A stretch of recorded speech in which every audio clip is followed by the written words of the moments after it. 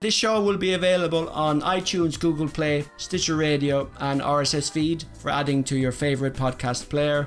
And also on YouTube, of course. And if you're watching on YouTube, we'd appreciate some comments or questions in the comment section below the video. And if you're listening on iTunes, we'd appreciate also a rating and review if you have time. If people don't like, they're going straight down into Davy Jones's locker, so they better click the like button.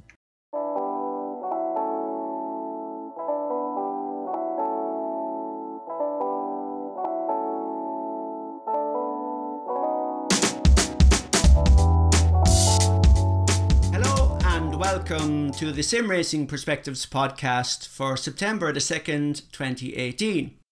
I'm your host, Davy Jones, and I'm joined today by Mike from Sim Racing 604. Hello, everyone. William Marsh from the Sim Racing Paddock. Hey. And also Mr. James West, Mr. Gamer Muscle. Oh, hello there. Thank you, Will, and thank you, James, and thank you, Mike, of course, for joining. Now, today is a kind of a special event, so to speak, and what happened was a short story, some background info. I got a message from Will one day. Will says, Gamer Muscle and I have a bit of a friendly rivalry going on for a little while, and it could be an interesting idea to see what happens if you stick us in the same podcast. So, do you guys... Boy. So, Will, who wants to start? James, who wants to start on the on the rivalry? Is this a stream rivalry, or what's the basis of this? So it's been an interesting element where, like, basically, in the past, I'd always looked up to Gamer Muscle in some ways, and I know horrible role model to look up to, but hey, I mean, got to look up to some people in the sim racing community, and always would watch his streams, his channel. Actually, before then, it wasn't much streaming. It was more just pre-recorded videos and whatnot. And then I started my channel around 2015. Outpost is of me. What? Making a shrine with candles. Dreaming. No, I didn't go full Jimmy. I didn't go full Jimmy Broadbent, but I mean, still, it was another bald guy to look up to, and had my own channel. And then I decided, hey, let's see what all this Gamer Muscle hype is about. And he helped support my channel at times and helped it grow and became a decent friendship. And then, oh boy, when he went on his first San Jose Sharks rant, that's when things started to unwind. Not everyone has good choice in hockey teams, do they? Let's face it. Yeah, I mean, you could be a Penguins fan. Oh, wait. Poor Will and his Sharks addiction. Have they actually won a game recently? Well, considering the fact that it's the off season, so, well, they should have their first win in about 3 weeks from today, because that's the first preseason game. Well, I'll be watching it, and I'll be putting money on whichever team they're playing against to beat them. Well, we swept the team that we're playing against in the playoffs, so have fun losing money. You say we. You're like the crazy English football hooligans. They're like we, and you're like, who are you supporting? Oh, Manchester. Where do you live? Bognor Regis. But they still say we. It's like, are you actually in the vicinity of the Sharks?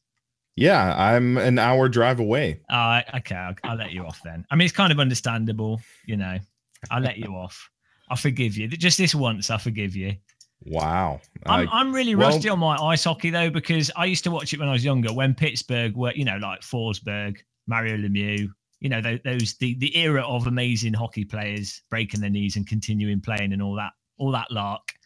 I'm out of the loop with ice hockey. It's just not on at the right time. It's like IndyCar. It would be so much better to watch IndyCar than Formula One, but it's just on at the wrong time to conveniently watch. Yeah.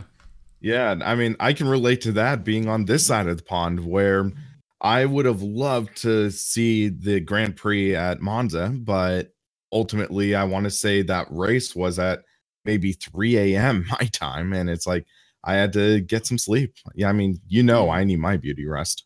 It's strange how popular Formula One still manages to be in the States, though, given the time differences. I think it is still quite popular, and in Brazil, it's really popular as well. Yeah, I believe what we do is we tend to have a rebroadcast during normal living hours. So at around like maybe 1 p.m., there would be a rebroadcast, but we tend to miss out on it live. Hmm. Okay. And James, you're from the UK. Is being a fan of ice hockey, is that common in the UK, or? Yeah, literally everybody's really serious about ice hockey in the UK. You know, every street corner. No, it's not. And by ice hockey, he meant football, and not the American football, the strange whatever. Real football. But the Australians would then say that's not even real football. Nobody knows what the real football is. There's just football confusion internationally. But yeah, well, the real football, please stand up. Ice hockey's really not big in the UK. I mean, even the ice hockey teams, even the British ice hockey teams are like barely followed. I mean, people go there are matches, you know, people kind of go to the stadiums, but it's not. Yeah. If you went to someone in the street, they'd be like, "You what? You what, mate? Whereabouts are you from at the moment, Davy?" I'm from Ireland. Yeah, it's probably the same. I don't know if Ireland has like a massive booming ice hockey scene that I don't know about. I'm been living in Finland now for several years, and of course there's a big ice hockey following here. So, but well, that's it. Well, yeah, like obviously in the States, I think the Czechs have a big ice hockey thing. But yeah, I don't. Yes, they do. There's not much ice in the UK. No, so that probably explains it. No, that's true. But yeah, the issue. As a Canadian, I feel I should chime in here. We're, of course, known for our prowess in polo and rugby and things, but there is also a little bit of ice hockey up here. Yeah, well, your rivers all freeze every winter. Your lakes and stuff freeze over, so you get a chance. Only, James, don't exaggerate. It's only for 9 months of the year. 9 month break from getting eaten by mosquitoes. It's ice hockey season, guys. We're not being bled dry. And then the sun comes out. Oh no. back with the mosquitoes. So tell me, we derailed it. We were talking about the rivalry between me and Will. Oh boy! So basically, go on. Well, I'll just interject and get straight in it. I mean, fact of the matter is, Will. Okay, for a start, Will actually has hair, but he chooses to remove it. Okay. Obviously an homage to my follically challenged state, which I appreciate. But then separate to that, I think it's just, you know, it is nice that Will's come a long way with his channel. He's done really well. But at the end of the day, you always have to recognize, as I say, he does support a bad hockey team.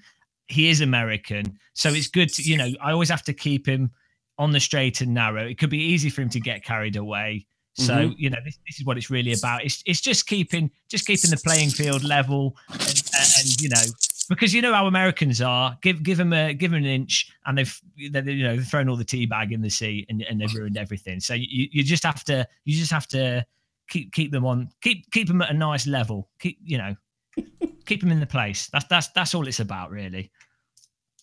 And the famous go on, James. Sorry, go ahead. Yeah. No, I was just going to say I hope that cleared things up and, you know, just made it nice and clear for everyone. Crystal.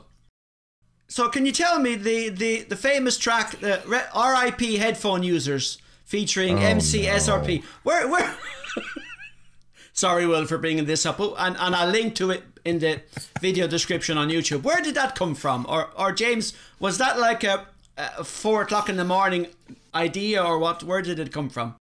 I mean, like all good ideas, I think it was a direct connection to God, basically, most likely. But Will was in a race with us, on my server, and you know, he was driven into, and then someone notified me in chat saying that Will was having a little bit of he got a little bit angry, and Will the best thing about Will, I have to say, is when he's angry and driven off the track into a wall by someone rampaging him, the nicest thing with Will is that he can effectively swear without swearing, which is, I mean, it was just beautiful. So it had to be remixed in the style of the early 90s rave scene. It was the only logical thing to do, so that's where that came about from. So the dang it, basically, yeah. I mean, I think it was nice. I think it was subtle and to the point. Yeah. I have gained the reputation of being one of the cleaner YouTubers. I do try to make an effort not to really swear. And that's just part of my personality, part of my lifestyle. I tend to try to be cleaner mouthed, but I do also have the capability of getting angry when I get punted. Okay. And I had a really good race going there because we were doing this sort of rivalry series where in one stream I would do well, like I would just whoop Gamer Muscle. And then in another time I would get my rear end handed to me, literally. Okay. And then it would just be that sort of back and forth dynamic. So in this race that we were running, I was leading this sort of freight train of cars, and I want to say in 3rd place. Gamer Muscle was in 7th. Go figure. And then the holiest of places. Huh? 7th, the most glorious and holiest of positions known to man, effectively 1st. Exactly, but I get kind of dive bombed into a corner, spun and wrecked, and just those emotions boiled over. So I was like, "Oh, dang it! Come on!" And then in the morning, I look at my phone. When I wake up, I see a notification. Gamer Muscle has uploaded a new video, and the thumbnail's an angry face of me. And I'm like, I remember, no. I tell you what, it is really good though. You know, when you find people to race against, as Will was saying, where you have, because what I noticed with Will is he's particularly fast. Like we were doing the go-karts in R Factor 2, and he's a lot faster than me in that. Yes. And then it depends on the car and the track and stuff, and so you get a nice dynamic. Now I've noticed this with other subscribers that I race with on the channel. But it's nice how you can, you know, some people seem to be the same pace as you, like neck and neck, regardless of the content. But then, like with Will, you get some other people where it depends on the simulator or the car or the track, and it's quite nice having that difference where, you know, sometimes you get to destroy someone, and other times you have to just cry in the corner and sob to yourself because you've let the nation down. That is definitely true. And this particular stream, was this in Assetto Corsa or iRacing, or where was it exactly? It was on AC, wasn't it, I think? It was Assetto Corsa. We were racing, I think it was RSS GT1 at Road America. Yeah. Well, what's your preferred simulator? My preferred, I would say, is R Factor 2. I tend to find that the best feeling, especially through the tires and slip angles, is in R Factor 2. I'm still working on trying to fine tune everything. In the future, I want to do possibly racing with subscribers in R Factor 2. Finally, have sorted out some network issues I was having, so I think it'll be easier for me to host events now. So I can do that. They've got their well, they just announced a new update, but they're doing a Sim Racing Expo. But then hopefully, I'm really hoping with R Factor 2, the UI update, I'm hoping that will be decent, because I can't. The current R Factor 2 UI just makes me want to put a drill through my forehead. So a new UI will be really nice. I agree. Yeah. But then I'm really hoping that Reza, I know they've got some cars that they're doing for it. That's right. I suspect Reza might go to R Factor 2 as their next platform for their next game, or maybe they will just partner with Studio 397. But yeah, because I've kind of stayed away from R Factor 2. I was a big fan of it when it first came out, especially the vintage content, like the vintage Spa in their early Formula 1 cars is just incredible. If you've never tried that, you've got to try it, 'cause it's amazing, especially time of day, weather and stuff. Yeah. And the AI can be really good fun in R Factor 2. And you can have one or two friends and populate a server with AI and race with friends in R Factor 2. Like, you can do that in Project Cars too, but a lot of people don't realize you can do it in R Factor 2. And it's really good if you're not like a mega star like Will and you can't get people into a server. It's a good way of getting a full race with friends. But yeah, so I'm I've not played enough R Factor 2, but I'm optimistic that moving into the future that it might actually. I can see us playing it more. Be good to get some more R Factor 2 going. Have to get some more battles with Will. Hopefully, get revenge in the go-karts. Have you tried the new DLC packs? No, I need to. Oh man, those things are freaking awesome. Yeah, they're amazing. The new, because you were in that race with me, and it was with Sean Conn, a bunch of other people, I think. I don't know if you were when they did the Radical DLC, but I believe I was in that, but that just had total server issues and just kept on getting booted and stuff. Yeah, so since then, someone said that they'd updated the Radical again, and the Radical, I don't know if is it the SR3 or is it the 8? It's the SR3. Yeah, so the SR3 is one of my favorite racing cars out of all cars, because it's got the downforce at high speed, but it drives like a car at low speed, and it just looks sexy. I mean, people disagree, but I think it looks sexy, so I don't care. What's your favorite car, Will? In R Factor 2 or in sim racing in general? Just overall in sim racing. I would say one of mine is the BMW Z4 GT3, and I know you call it the Z4, but I mean, I digress. That it's like so aluminum. Just the sound of that car is freaking amazing, and one of the things that is so frustrating though is how wrong some titles will just get that sound. For example, I believe the stock Assetto Corsa sounds for that car are just way off. And then also Project Cars 2 just completely butchers that sound. But in Race Room, oh my gosh, it sounds freaking amazing.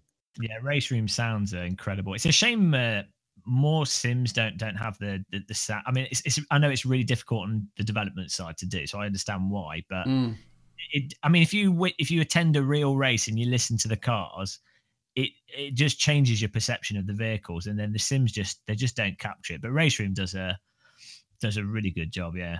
It's interesting too. Like I was driving the 911 RSR from Project Cars 2 yesterday, and it's amazing how interpretive the sound of vehicles can be. Like that 911 RSR from Project Cars 2 sounds nothing at all like any other sim. Like you wonder how they get it so far off. It's strange. And then Race Department the other day did an updated review on Race 07, and I saw that. Yeah, even though that title is something like 14 years old, and their sounds are way better than a lot of newer sims. So it's funny how much science. It's funny how much science goes into recreating car sounds. Surprising. Well, wouldn't it be 11 years old because Race 07 2007 came out in 2006? Yeah, maybe 2006. So yeah, for some reason, that's what Paul said in the review. Anyway, it was first released in 04 or something, but I could be wrong. Anyway, whatever it was, it's old. Well, just think when that came out, Will wouldn't have had enough arm strength to turn a direct drive wheel. So, well, I would have been 11 in 2004.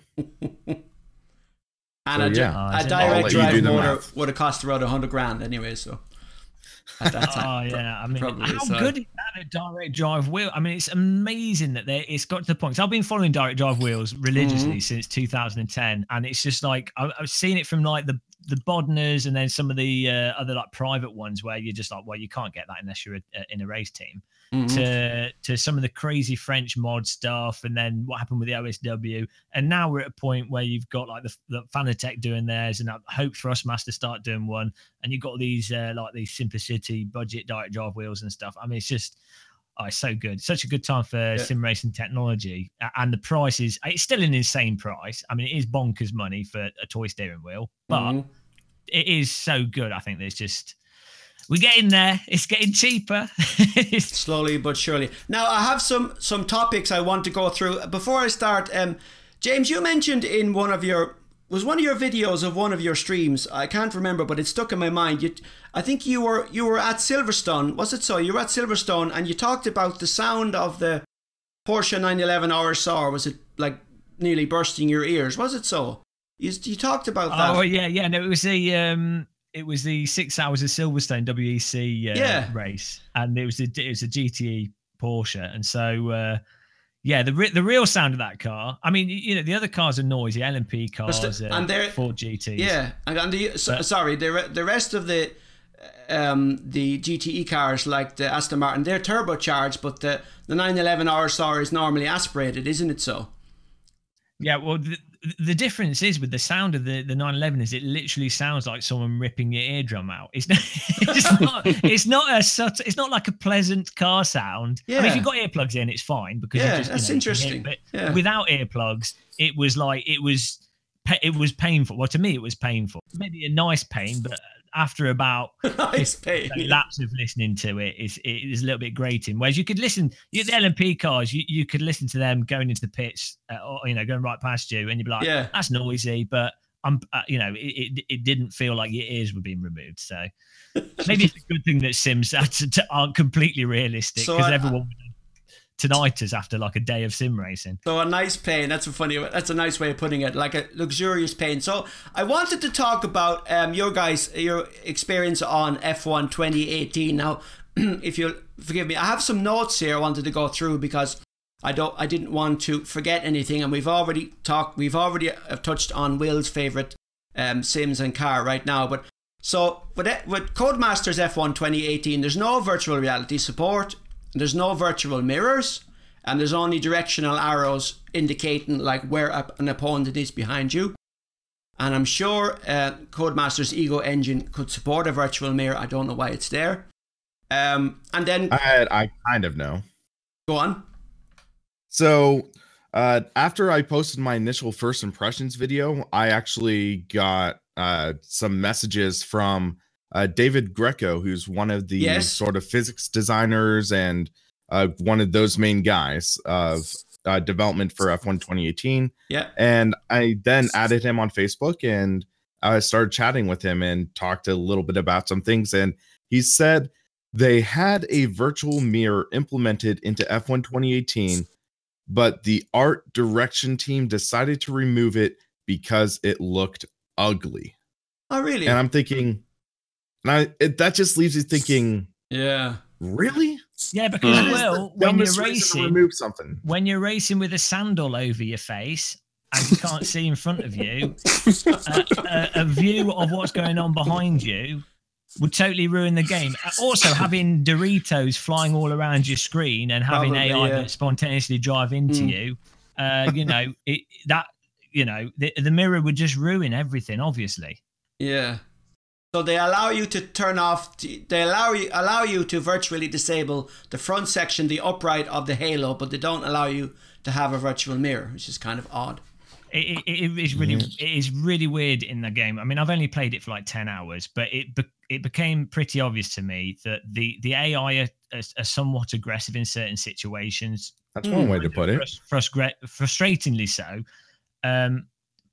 It's weird because a mirror, it's like, well, it's an option there.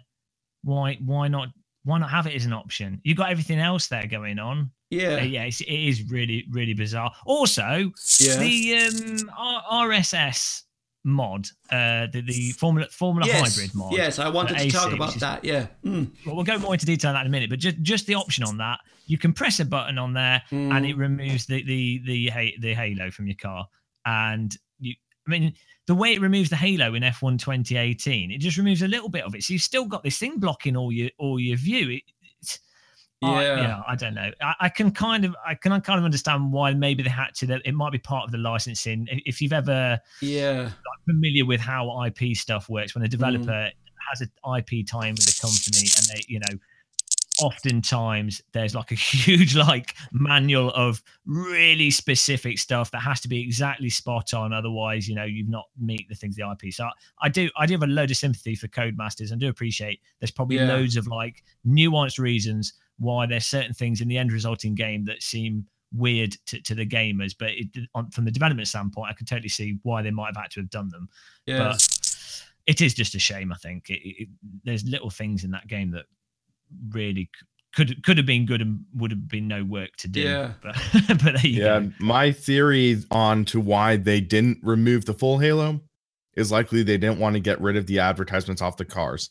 My guess is likely they had a provision saying all the advertisements except for the Williams Martini livery, had to stay on the car. And if you remove the full halo, you get rid of the sponsors that are on the halo bar. So yeah, I mean, race cars nowadays are just rolling billboards. So but you want to have as much advertising space as possible. They could always have it so that if you remove it visually internally, but every other car has the external halo, and that's where you'd see the adverts, because you can't see any adverts on the internal of the halo because there's nothing on that. So it just should just hide it for the player, but everything else, so it's consistent. But as I say, we don't know the specific what they had to do from the development side, but I guess we can only talk from the player side. So yeah, and I guess it seems to be it doesn't the exclusion of the virtual mirror seems to be like from an art direction point of view, but it also could have been an agreement within the FIA themselves. Who knows? Like, for example, maybe they didn't want to skew the visibility of the halo element itself. James, you commented on. I was commenting on one of your videos, and you commented. You said that the career mode in F1 2018 is about as interesting as the career mode in Euro Truck Simulator. No, I think it's worse. I think no, because this is right. I have to be careful here, because I can see how there's a lot of people that would really enjoy F1 2018, 2017, 2016, 2015, 2018, 1932, whatever. There's people that will always enjoy them. It's like the FIFA games. It's got the names of the people they know. It's got the cars. It's got the tracks. And they're kind of playing it. It's kind of like an immersive experience, and they go through it and they'll enjoy it, whatever. Now, that's fine. That's great. And the game doesn't seem to be buggy. So there's good aspects to it. But from my perspective, as someone that's too old to be playing games, someone that's played too many simulators, and someone that's just anal when it comes to physics and everything else and gameplay, yes, it's to me that the Formula One games are not good games in the sense that, like, what are you actually unlocking? I know there's like progression and you can update your car and stuff, and you know that there's little bits of changes there, but it's like you could just change the difficulty to a lower setting at the start, and then you would beat anyone anyway, because the margin of skill in your sort of talent of actually driving is bigger than the basic margin of the cars for most people playing the game, just because of how hard Formula One cars are to drive. But anyway, in terms of unlocks and stuff and what you can get and progression, so like nice little 3D things in the game, or maybe unlocking cars, or just things that are nice to play with in a game, like you would get in a traditional. Like in Mario Kart, you unlock cool stuff to put on your vehicle, or in Split Second, you unlock new cars, or in Burnout, you learn new locations and stuff. There's none of that. Euro Truck Simulator, you build up cash, you can buy new depots, you can buy new trucks. There's a sort of game, a traditional game mechanic of unlocking and feel like you've progressed and got stuff. In the Formula One game, it just doesn't make any sense. And then on that gameplay side, and then on the physics and handling side, it doesn't have any latency on the input. So that's really nice. That's good. But that should be like the bench. That should be the basic for a driving game. So, I mean, that should just be a given. But it's like, well, you just play any simulator, iRacing, Race Room, Assetto Corsa, Race 07, any simulator, Live for Speed, any simulator from the past like 15 years, and the handling is so much better. And it's just like, oh my god. So I don't think it's a terrible game. I'm just going off on one here. Sorry, you've triggered Formula One trigger, but so it doesn't make much sense to me as a game. But there you go. Like somebody commented on that video that you were kind of like pooping all. You were talking about you had done you had basically you ran the Race Sim Studio Formula Hybrid in Assetto Corsa, as did Will, I believe, after, and you were talking about the feeling of it, and somebody was saying you were kind of like pooping all over F1 2018, but I commented, well, that wasn't your point. Your point was you're used to a certain level of feeling when you're driving a sim, and you have a high-end piece of equipment in your direct drive wheel. You're used to a certain level of feeling when driving an open wheel car at Spa or whatever, and the feeling in F1 2018 for you is just not there.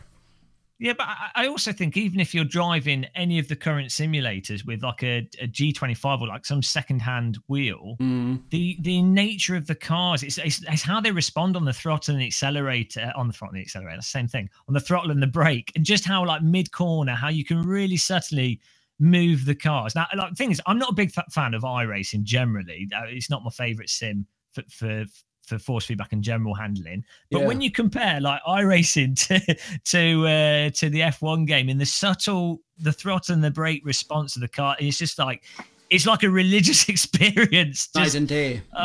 It's unbelievable just how good it makes you really appreciate simulators and just the work, the physics work and the time model work, and just how insane sim developers are. It's just you really have to hand it to them and what they've achieved. Yeah. How about you, Mike? Mike, I see you as a real like F1 fan. How did you bought the game, didn't you? I did. I wasn't going to, and then Will, I saw your review, and Race Department gave it a good review. My honest thoughts are that I think it's very good.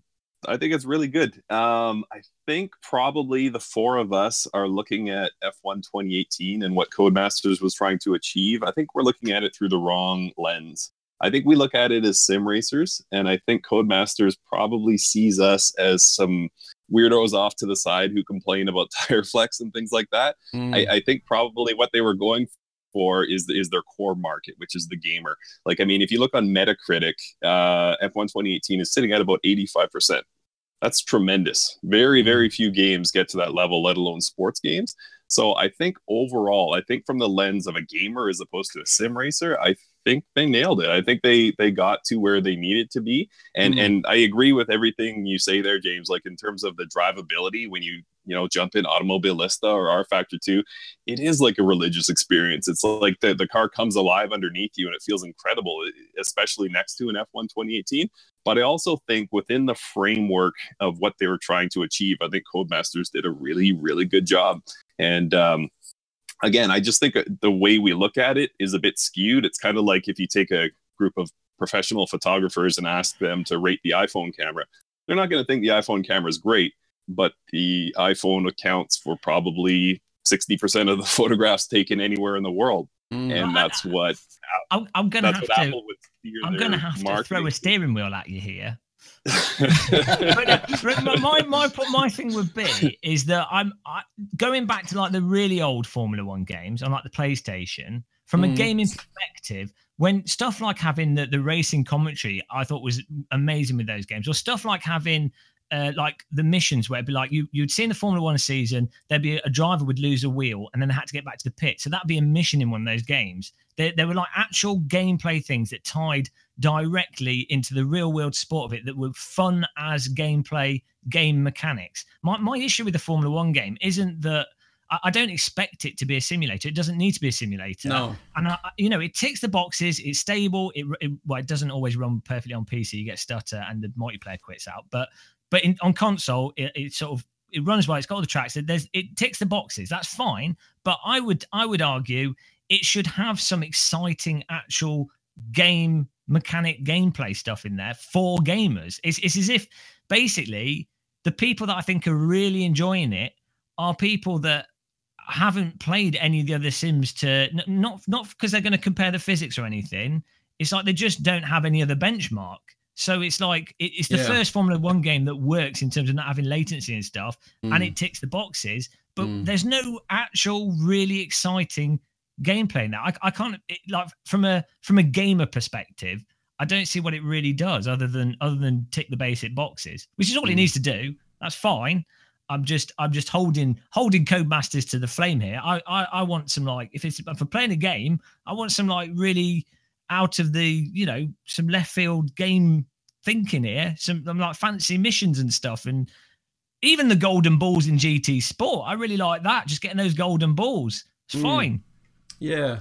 So are there achievements then on the console versions? Are there achievements because the Xbox and PlayStation is based on achievements? And I see where you're coming from, James. You're talking about and what I've picked up from the reviews. It's more about the experiencing what it's like to be part of the F1 world and like in the paddock and backstage and so on and doing interviews and stuff. But there isn't that much progression. But on the PlayStation, even the interview system is like really weird. It's like the questions that come up on the screen. If you're severely dyslexic, you won't be able to read them quick enough. And then it's not like you can do subtle. It's like they've got the answers you've got are like really. It's just really weird and like canned what you can actually do. It's not like you can really sway things in an interesting way. It just feels like it's slapped on. Yeah. I'll stop being bitter. I'll shut up now. Now I wanted to move on, and we talked about direct drive wheels already. You mentioned it earlier, James, and we've talked about direct drive on the show already. But the fact that we have you here, and you guys are all running direct drive wheels now. James, you were at not the launch, but you were at the Fanatec event in Landshut, which is in Bavaria, which is northeast of Munich. And I didn't actually realize that Fanatec is the parent company is actually Endor AG. That was news to me. But now you were at the event, and the event was hosted in some kind of aerodrome. So James, how heavy are the DD1 in terms of kilos, pounds? How heavy actually are they? And what kind of rig would a person need to mount one of those? Well, I didn't get to do any weightlifting with them, so I don't know the exact weight of them. I didn't pick one up. They were all bolted to either tables or rigs. But I would imagine just the nature of these type of servo motors that they use in the direct drive wheels, I'd imagine it would be fairly weighty. So you just need like a standard rig that can it's not the weight of the wheel with the rigs, it's more the when you're turning left or right, a really good situation that tests your sim rig with the direct drive wheel is like the carousel on the Nordschleife. Yes, just those kind of low frequency repeat oscillations through a wheel will really cause your rig to move around. And of course, if your rig's not a super solid rig, it will make the force feedback feel less precise. But I'm using the K2 cockpit with this SW20, and I think that's like the most solid, the cheapest solid rig. But then obviously, you're probably looking at 80/20 rigs or some of the more higher end rigs if you really wanted something. That's what I was wondering. That was the crux of my question in a way. And you said that they were there. They tested they allowed you to test the DD1 and DD2 against the competition wheels. So did they have AccuForce wheels there? Like they had a row of them, or how was it done? Yeah, they had I still got the video on my channel, the last Fanatec video, so you can kind of see it in that. But they've got they had like 4 wheels at first put together. So when there's Club Sport 2.5s, AccuForce, Small Mage, and then the DD1 wheel they did. And then after about 3 or so hours of them having them set up, they swapped them over for the Bodner, the Landsmate, the stronger, the 30 Newton meter OSW, and then their DD2. And yeah, I mean, ultimately, and they said the other people that they're sort of, there's a couple of sort of direct drive crazy people that was chatting to as well. We all seem to really come to the same conclusion in that they compare very favorably to the OSW, and just if not arguably potentially slightly better in some aspects of force feedback. But no, the problem is when it's set up on a rig like that with one, it was just with one game, and I'd done some driving in iRacing as well there. Yeah, there was no way to really fully test it. So there's no way anybody knows until we've had like a month with the wheels to properly test them. But yeah, in terms of the first impressions, it compares very favorably to the sort of the OSW that I'm using, the SW20, which is a small Mage. And those other high-end wheels. So it's a really, really nice bit of kit. I think it's just really nice that we've got more companies making direct drive wheels, and Fanatec's more of a known brand. So I think it shows that direct drive's moving out of the sort of super niche market and into a more visible market. Yeah. And you made a comment. Sorry, Mike. Go ahead. Yeah. Sorry, Davey. I was just going to say, Will, are you getting a Fanatec Podium base? They said they are looking to send me one to review when it gets closer to release. Nice. Will's got a broken wrist though from zip lining. Or no, I sprained my pinky finger. That's not a broken wrist. Say something else then. I sprained my pinky finger. Okay. Will, you walked into that. How the heck would I do that while zip lining? I don't know, Will, but I don't know. I don't know how you do your zip lining, but maybe Americans do it different from how we do it. Oh dear, you walked into that. We know one. Australians do it upside down.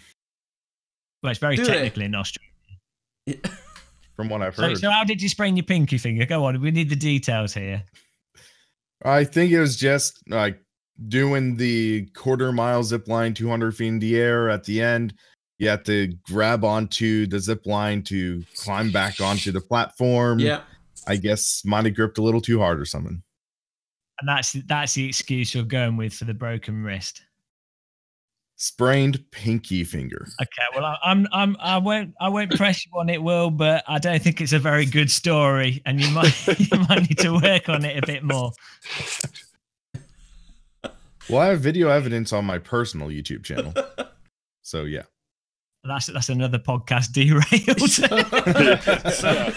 So we have proof. I invite you here one time, and this is what happens. Yeah, exactly. It's all your fault. James, you mentioned in your video from Germany, you talked about AccuForce. Mike's running AccuForce, so is Alex from the Extra Mile, and John Sable. You said that the AccuForce was sort of notchy or grainy or something. What did you mean by that? Yeah, well, I mean, I don't know if it's because it's got a stepper motor, but there's an aspect to the AccuForce that just feels it does feel slightly grainy with its inherent force feedback. However, it does depend how you set up the force feedback with the if you're using like the foundation, or if you're using the what's it called? I always forget what it's called. What's the Sim Experience? Is it Sim Experience? Sim Commander. Sim Commander. That's it. I always get confused with like the D-Box one. Yeah. Rigs going crazy. What a hard life. But yeah, if you set it up properly, then I think it's much less noticeable from what other people have said to me. But every time I've used the AccuForce wheel, it's always had a sort of degree of grain to it that's inherently there. And I wouldn't say that negates the entire wheel. I mean, if you look at the price of the AccuForce wheel, especially if you live in America, it's very cost competitive compared to the other direct drive wheels, especially not at launch, but since they've done their sales and they've reduced the price and what you get with it. But yeah, it definitely, I would put the AccuForce wheel on at the bottom of the direct drive wheels that I've tried. But I don't know if you directly correlate everything with price. I don't know how much that would affect it. I've not really sat down with a really analyzed price to quality. I mean, at the end of the day, all these direct drive wheels that I've tried, they're just fundamentally so much better than any of the sort of belt driven wheels, as you would expect. Yeah, due to the price of them. But yeah, it had there's a slight graininess feel to the force feedback, and the force feedback delivery is just not as subtle or as smooth as you get with the DD1, DD2 OSW. Okay.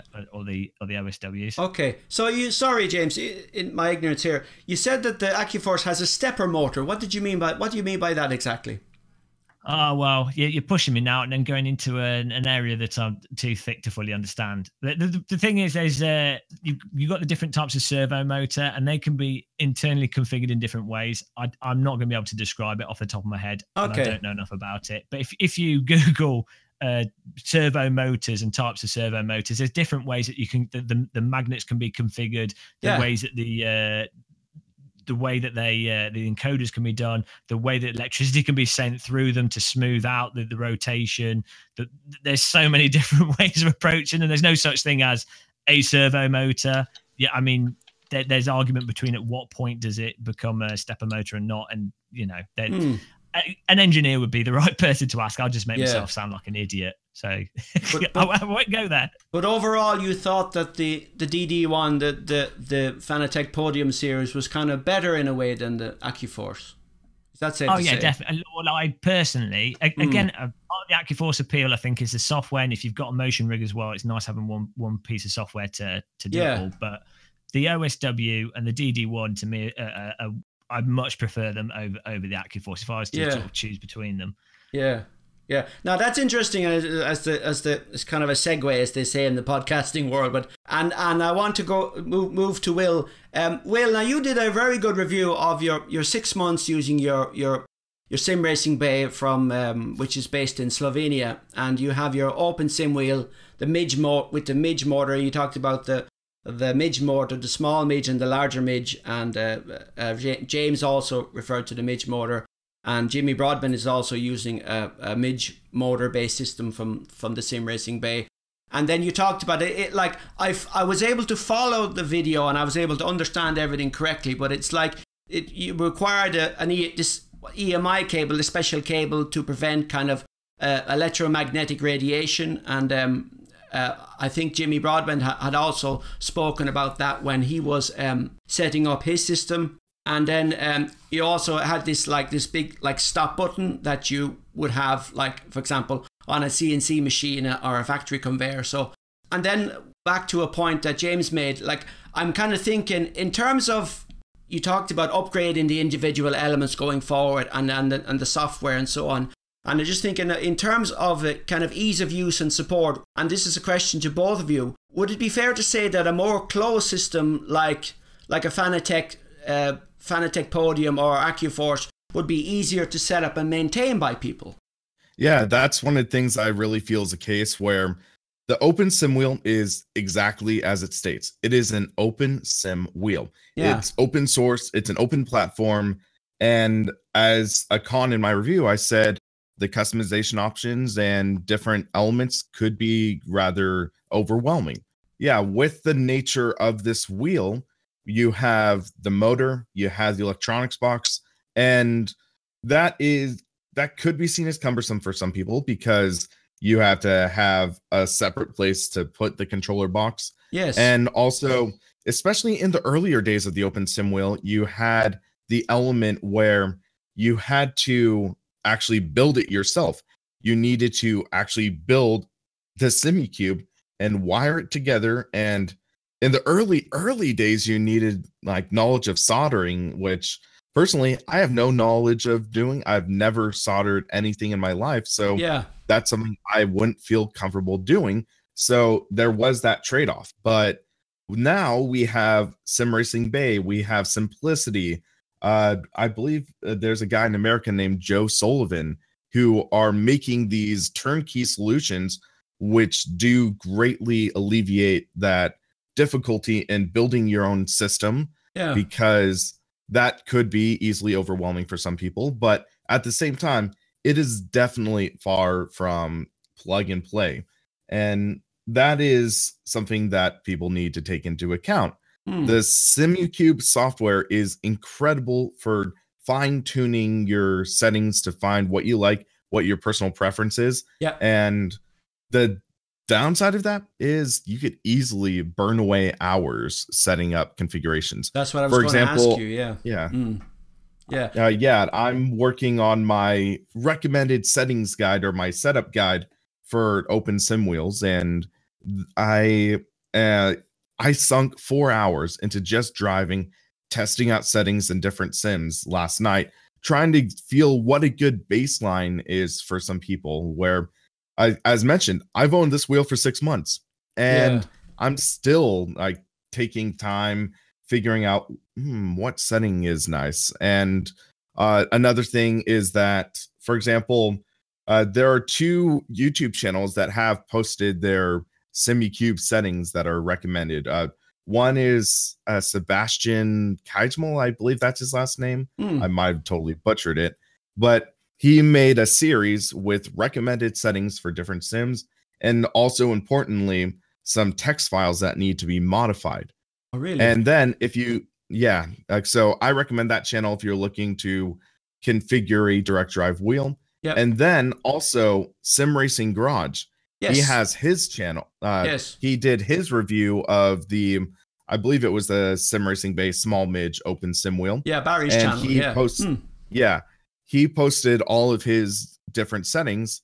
And one thing you'll notice, his settings are drastically different compared to Sebastian's settings. Yeah. So there is that area of personal interpretation where you need to figure out what works for you. So I'm not in my guide just going to post, here's the settings I use. I also am going to try to do smaller explanations of what each setting does, so that can try to help give people ideas on what it is to configure.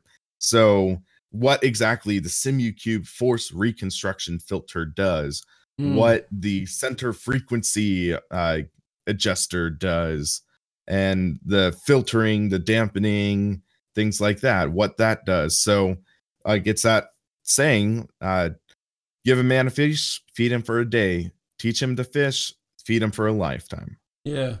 And what then, Will, can I ask you, what made you choose the SimRacingBay? Had you tested it out somewhere? Was it a recommendation from a friend? Was it price? Why did you go for that system? I'm just asking from the point of view of like you from the video. I understood that you understood exactly what was required. You were able to put everything together. You got the cables and everything. You got it working. But why did you choose that route, so to speak? So one of the main reasons I chose it was actually a recommendation from Jimmy Broadbent, because he's been using the large midge open sim wheel for a while. He really enjoyed it. He gave me his wholehearted recommendation, and I trust him, maybe a little more than Gamer Muscle. But I would say that also at that time, the SimRacingBay system was a little more technologically superior than other models I had been seeing. So, for example, one of the biggest differences you'll see between different direct drive wheels and open sim wheels in particular is the encoder. Yes. The encoder is basically what plays a role in the precision and also to an extent smoothness. Yes. So resolution, smoothness, that is all in the encoder. Yeah. So on direct drive wheels, such as the open sim wheel and also the sim steering, you'll notice two massive cables coming out of that wheel. The first massive cable is what actually powers the motor. So that cable runs from the control box power supply into the wheel, and that is what actually powers the motor. The second cable is for the encoder, and that's what detects the resolution in the wheel, detects how you're steering, sends the data between the or from the wheel to the control box to the computer, so it can understand what the steering input is. Yes. So that is generally classified as either points per revolution or counts per revolution. It's measured in that area. And at the time when I got this open sim wheel, they were running on what's called the SynCos encoder, which was a major step ahead of what the midge motors generally were coming with in the early days of the open sim wheel. So I never drove with one of the early encoder open sim wheels. I had no experience from that. So SynCos was my first encoder, and I'll be blunt,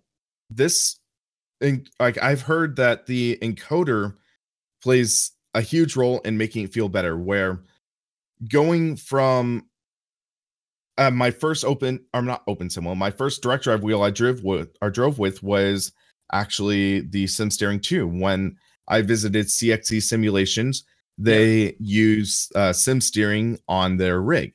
So I tested out the highest end wheel out there and everything. And then when I got this open sim wheel, I'd say it's just on par, if maybe not even a little bit better in some elements compared to sim steering, which is freaking remarkable considering this is half the price of the base level sim steering 2. And I'm using the top of the line midge open sim wheel. Or actually, now it's not the top of the line because they just released the BIS C encoder, and I'm actually getting that next week. So I'm going to do a follow-up video talking about the differences that I could feel between BIS C and the SynCos encoder. So that should be an exciting video coming up. Okay. And if you have to replace this encoder, this is another piece of hardware. Then you have to buy. What do you then do with the old one? Is the old one kind of disregarded, or? Yeah, the old one basically it's just discarded. Use it as a Christmas ornament or something, I guess. Yeah, it's something that it is obsolete. So the way I see it is, it's like computer hardware. Like, so yeah, true. Keeping in mind where like it's the closed ecosystem versus the open-ended ecosystem. So that's another one of the things to take into consideration. Open source, it takes more effort to set up and things like that. Yeah. But at the same time, it's likely going to have increased longevity. So we're talking about the Fanatec DD1, DD2, and I wholeheartedly think that it's going to be a great wheel. I think it's going to sell really well. And yes, I think there is a serious market for it, especially the people who want a high-end experience on the PlayStation or Xbox. And also one thing that I always keep on thinking is that wheel is able to have multiple components plugged into it, so that can save on USB ports. So if you have the Club Sport pedals, Club Sport shifter, handbrake, etc., you can just plug it into the Podium wheelbase, and that all uses one USB port, which I think is a sorely underrated feature of Fanatec nowadays. Yeah. But the thing is, I believe with that being a closed-ended wheel, once that has something that fails, you're SOL. You're up a creek without a paddle. You would either need to like just send it out for the warranty and be without a wheel for a while, or you will just need to buy a new one. And I think that is something that you don't have to worry about not as much with the open sim wheel. For example, my wheel came with a 2-year warranty, and if I had something fail, like the SimuCube main board, I don't think I would have to send out the entire SimuCube box. I would just be able to maybe get the replacement SimuCube main board, swap it out, and I'd be good to go. And sure, that does require that requires tech knowledge. But if you have that, then it can be a very valuable tool. And that's sort of like the idea of computers. I have 2 custom built computers. I had a pre-built before, and I had a failure. And in that day and age, I was, I think, 13 years old. I didn't really know much about building a computer. So my dad, he spent $1,200 buying a Dell XPS computer. And that failed like 8 months in. And unfortunately, none of us had the know-how onto how to repair something. So we had to call a computer technician, and they had to replace some components. And so there's that element. And sure, there are people who prefer that convenience. For me, I tend to see myself more as a power user. So I feel like I'm totally comfortable building my own computers, and that gives me the knowledge on how to diagnose an issue if it arises. So I guess, I mean, I was wondering about the longevity of a DD1, DD2.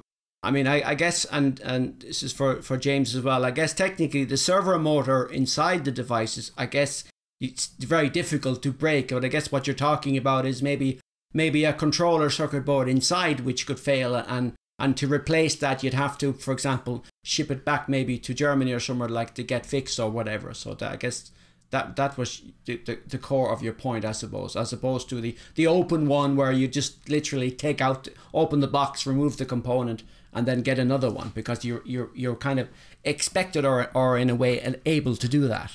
Yeah, you have to remember with the direct drive, like the OSW, like the small Mage, for example, it's meant for use in like industry on like CNC machines and what have you. And it's the kind of device that would be stuck in a company, like working away, just non-stop 24/7. If it's that kind of device where when you're using it for sim racing, it's like 95% underutilized.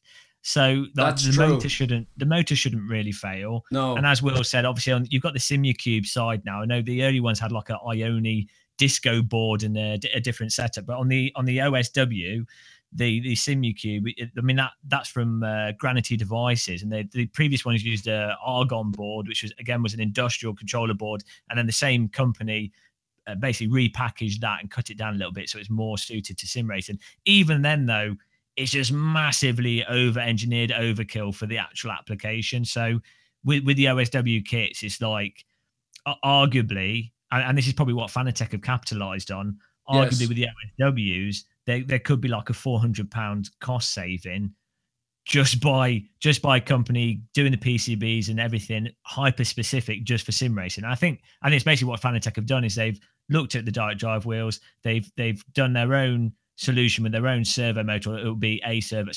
I'm sure Barry will take it apart with his LA scales. I'm looking forward to this. He'll take it apart and he'll be like, it's using the 0.7652B motor built in McDibble factory. So so they'll obviously have the motor in there, and they'll have programmed their own stuff and done their own solution for it, and then they can then sell that.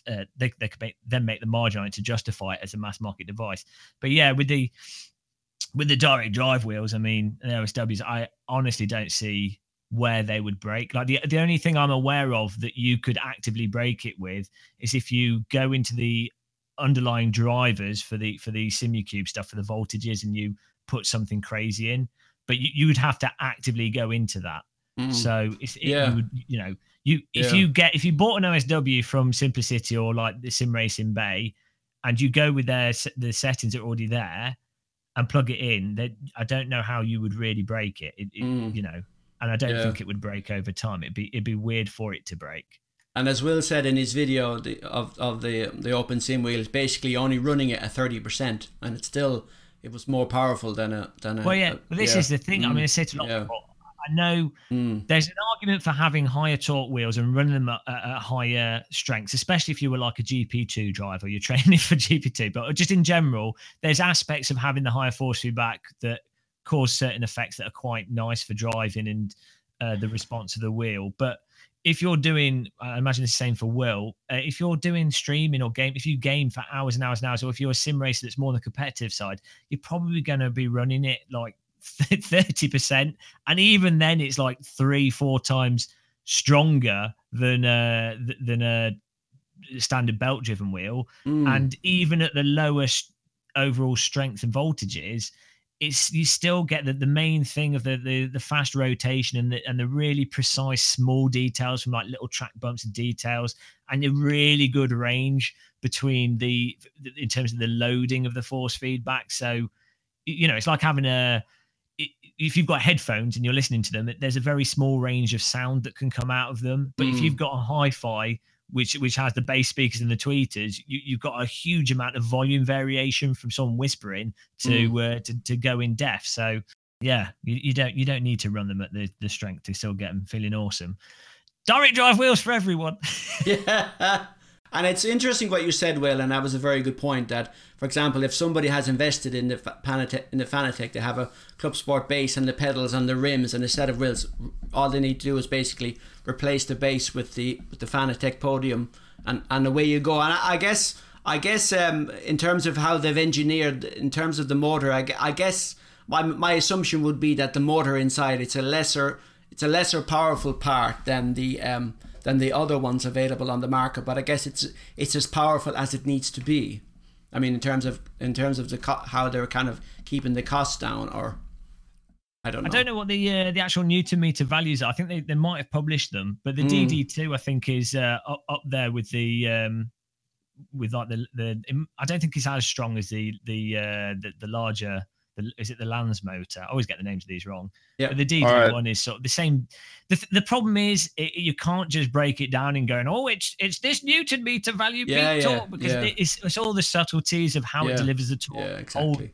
The rotational speed. There's so many subtleties. At the end of the day, they actually have to be tested. And then a huge thing that's actually really apparent, and this is what I noticed at the Fanatec thing using the different wheels, it's a large part of it is also the software. So is the Sim Steering 2 wheel, that's the Bodner, isn't it? Will? Correct. Yeah. So I always there's too many brands. I can barely keep track of all this. But what's really noticeable, and I would say that the OSW with the SimuCube and the DD1 and the DD2 felt better and gave better response from AC and iRacing, at least when I was playing around with it. They felt better than the Bodner wheel. Yeah. And I think that's purely because of the software. Yes. And the way you can use that software to get the result. And also, I know Will was saying it's complicated in some ways, and it's not. OSWs aren't plug and play, but at the same time, if you go with the general default settings, it's not that much more complicated than what you've got with the Thrustmaster profile and the Logitech profile. In the sense, you still have, it's just dampening, power, and you can go in depth into it. You can add filter and everything, but even if you just go with fairly baseline settings, it's still going to be mild, just on another level to the more standard consumer wheels. Again, obviously they're more expensive, so you'd expect that. But it can be really complicated. But I don't think it has to be really complicated. But of course, the Fanatec wheels and maybe to some extent the AccuForce wheel. But everyone I know with the AccuForce wheel tends to fiddle around with settings. So, but the DD1 and DD2, I think from Fanatec might be the sort of first truly plug and play, especially if they do partnerships with games, which I think is what they're starting to do. Yes. So, and go on, Will.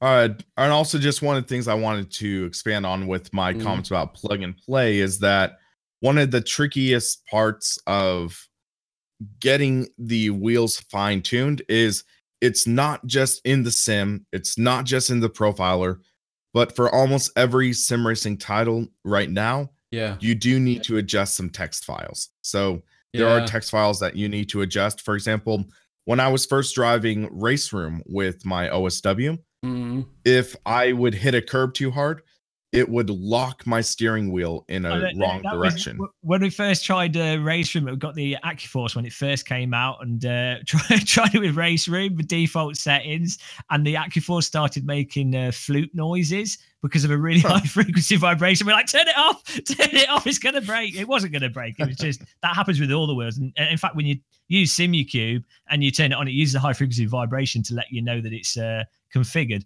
But we didn't know that at the time. But yeah, I mean, Race Room, the default text file, I think I always get asked by people they're like, oh, how did you get it working? And you have to turn there's the jolt as well, jolt magnitude for when the car hits jolt you. Magnitude. Yeah, and if you're just driving along and it's like, oh, I've now got no wrist, they've been removed. Yeah. Yeah, because that issue was in place in Race Room. It was in place in the original R Factor, Automobilista. So all those different issues, you had to jump into text file for that. Also, there was issue with the dampening for iRacing that you need to change the text file for. For Assetto Corsa, you want to activate the gyro setting in the text file. In R Factor 2, you need to invert the force feedback, which strangely enough, you're not allowed to do in controller settings in the game. So yeah, you have to do that in text file. It sounds like they'll finally offer an option to invert force feedback in the new UI, but it's like, it's been over a year. Where the heck is it? I mean, there's also that other aspect of with great power comes great responsibility. But with the direct drive wheels, it's also the case that if you're insane enough to spend that much money on a game controller, then you're probably also insane enough that you're going to want to start setting it up for each car. It's not just each sim. You will find specific cars and specific sims where there'll be like a little nuanced thing you'll want to do. But I think it's just sim races there's something wrong with us. You just got like fiddle with everything. People don't sim race to drive and actually have fun and play games. They race to fiddle. It's just, it's just fiddling. It's just fiddling with knobs and dials. I know. Like I start up the PC, I'll start up like the voice attack and then the whatever apps I'm running, and then I tweak the check for clipping and tweak the strengths, and I spend 90% of the time is just setting up, and it's about 10% driving. Yeah, it's like the modern day Netflix effect. You hop on to Netflix, spend an hour browsing, and then boom, it's like, oh, already out of time. You're single at the moment, aren't you, Will? Yep. Well, I see you're all right as well. I mean, I'm single now, but I noticed when you're in a relationship as well, the Netflix effect is doubled because you then have to combine two people trying to agree on what to watch. Yeah. So at least we cut half the time there. So that's good. I do have a funny story about my ex-girlfriend. So one time, like we did have a local video store, which sadly just shut down like 3 weeks ago. But one time, my ex, she was going through a rough time, and we went to the video store, and she spent 2.5 hours shopping in the bargain bin because it was like 5 movies for $3 or something like that. So she spent 2.5 hours and she ended up with 30 movies. And then we get to her place, realize half of them didn't even have the discs in them. Oh, no. Yeah. Oh, dear. It was like, and then we ended up just watching a movie she already owned in the first place. And I'm like, really? And from that day on, William decided to stay single, married to his direct drive wheel. His life was forever good and peaceful.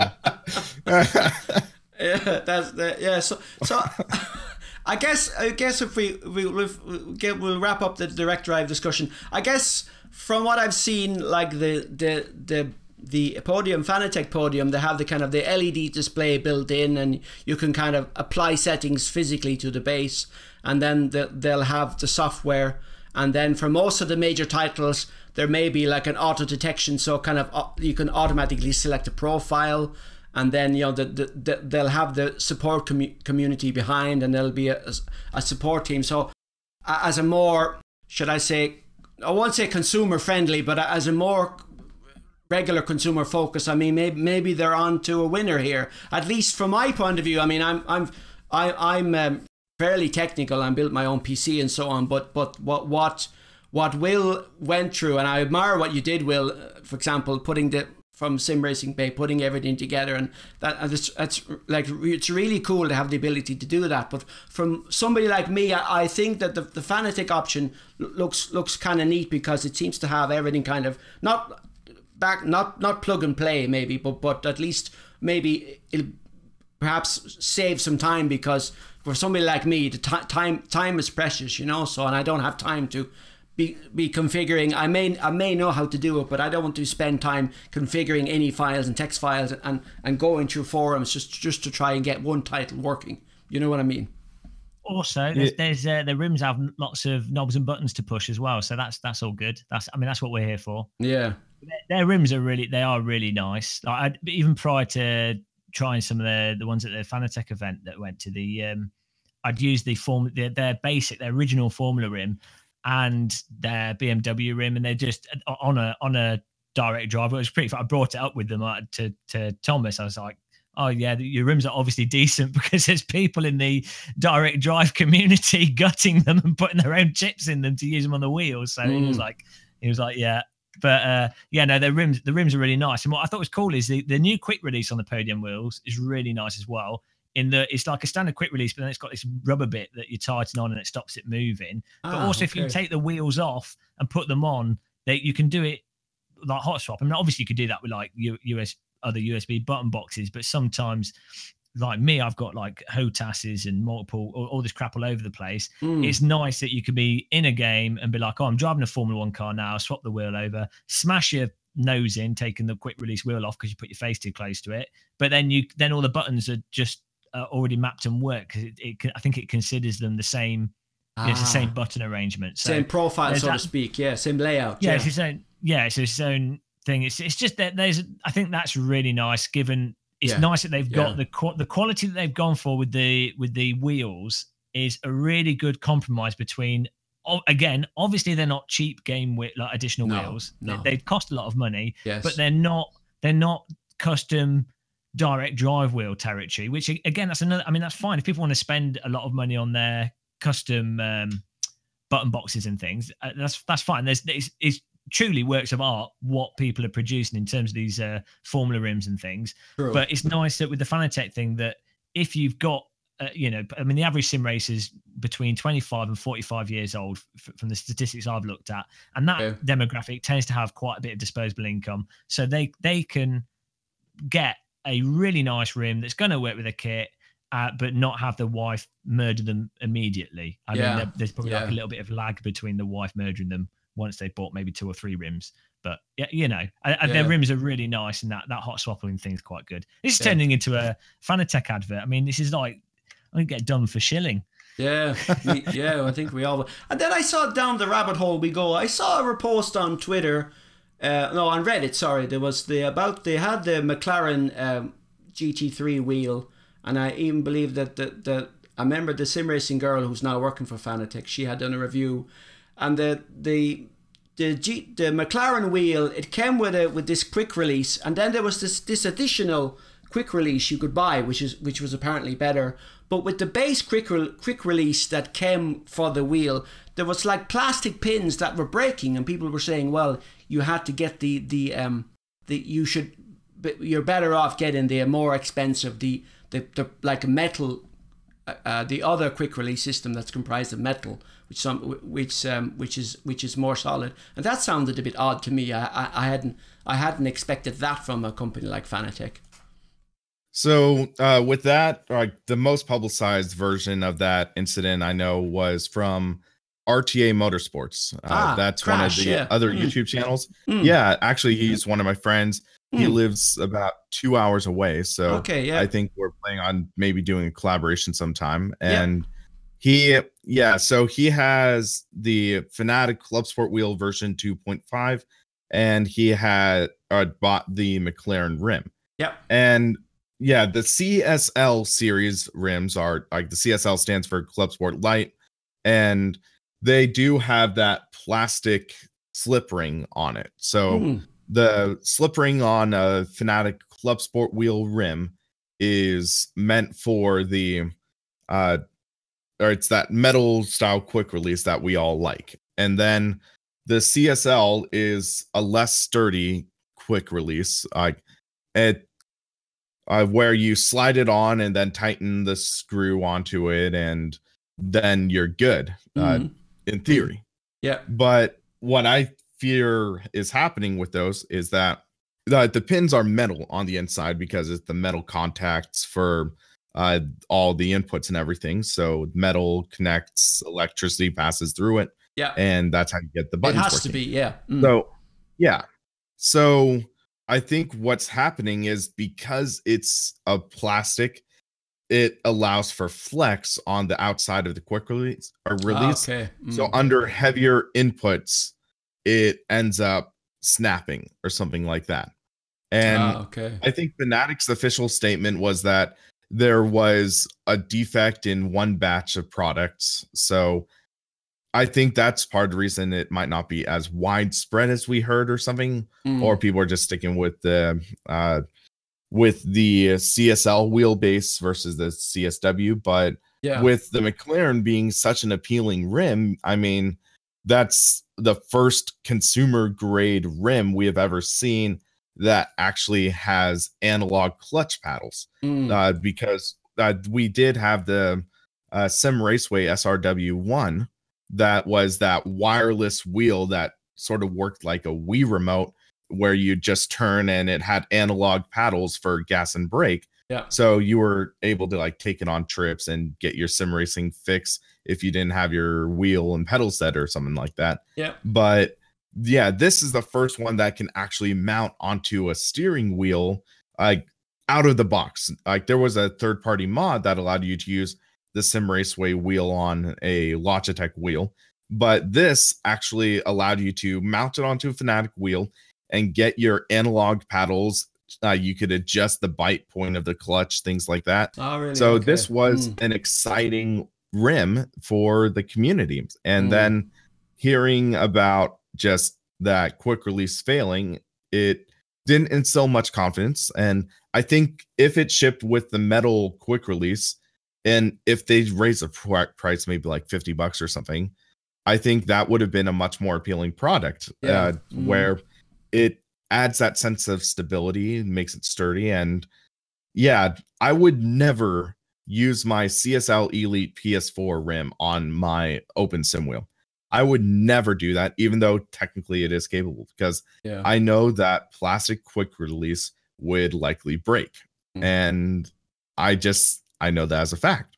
So with the metal quick release, I would feel a lot more comfortable.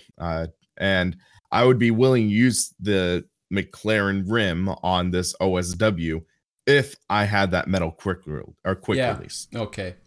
So they basically they included the metal quick release as part of the ecosystem to make it more sturdy if you had this lighter base, if I understood correctly. Okay. Now I wanted to move on to some other topics. I wanted to talk about Assetto Corsa Competizione. It's coming out in early access on the 12th of September this month, 10 days from now or so. And I believe the first edition will be one car and one track. What are your expectations? Do you guys have any particular expectations? Obviously, you'll be buying it, and you'll get a copy. You'll be creating some videos or streaming it. Do you have anything? No, not getting it. I mean, I really hate Assetto Corsa, and Kunos have been producing I mean, AC is just an arcade game. Let's be honest. Just not up there, is it? Just Simcade. I mean, I hate it. I don't play it, and I refuse to get Assetto Corsa Competizione. So that's my. You're blacklisted. That's it. Yeah. Oh well, that's a shame. And that's it's terrible, isn't it? And I know Will doesn't like AC and ACC either. So I mean, yeah, I'm a little bit excited. I mean, I got the hype train. I'm throwing coal in the hype train. Let's hope there's no corners because the brakes are off. We're gonna be full speed ahead. I think it looks. I mean, okay, it's GT3. It's gonna be Spa GT3 every day, but. I've only heard. I've talked to a few people that have like tried it and what have you, and I've only heard like this is from Assetto Corsa fans or people that are sort of on the fence. All of them seem to say that it's even better than AC. Like they were like, oh, it's a good. If AC's it's a good sort of like 10-15% better than AC in terms of subtleties of force feedback and stuff. Really? People saying they're really impressed with the wet weather and how it's not just, it's slightly lower grip surface. There's lots of subtlety to it, which sounds really interesting. But I'm trying not to hype myself because I'll just be disappointed. So, but yeah, it looks good. I think it's been really exciting to play it. The only bad thing so far, I think, a little bit disappointing, I think, is they're doing the slow rollout with it. Obviously, I think on the 12th of September, and then they add in multiplayer, then they add in VR, and then they do like really gradually. And it's like, well. To me, that made tons of sense with Assetto Corsa because people didn't know about it. It was only Netcar Pro, but only crazy people played that, despite it being amazing. Yeah. So it made sense with AC, but with this, to me, ACC seems as if it's a kind of people expecting it to be.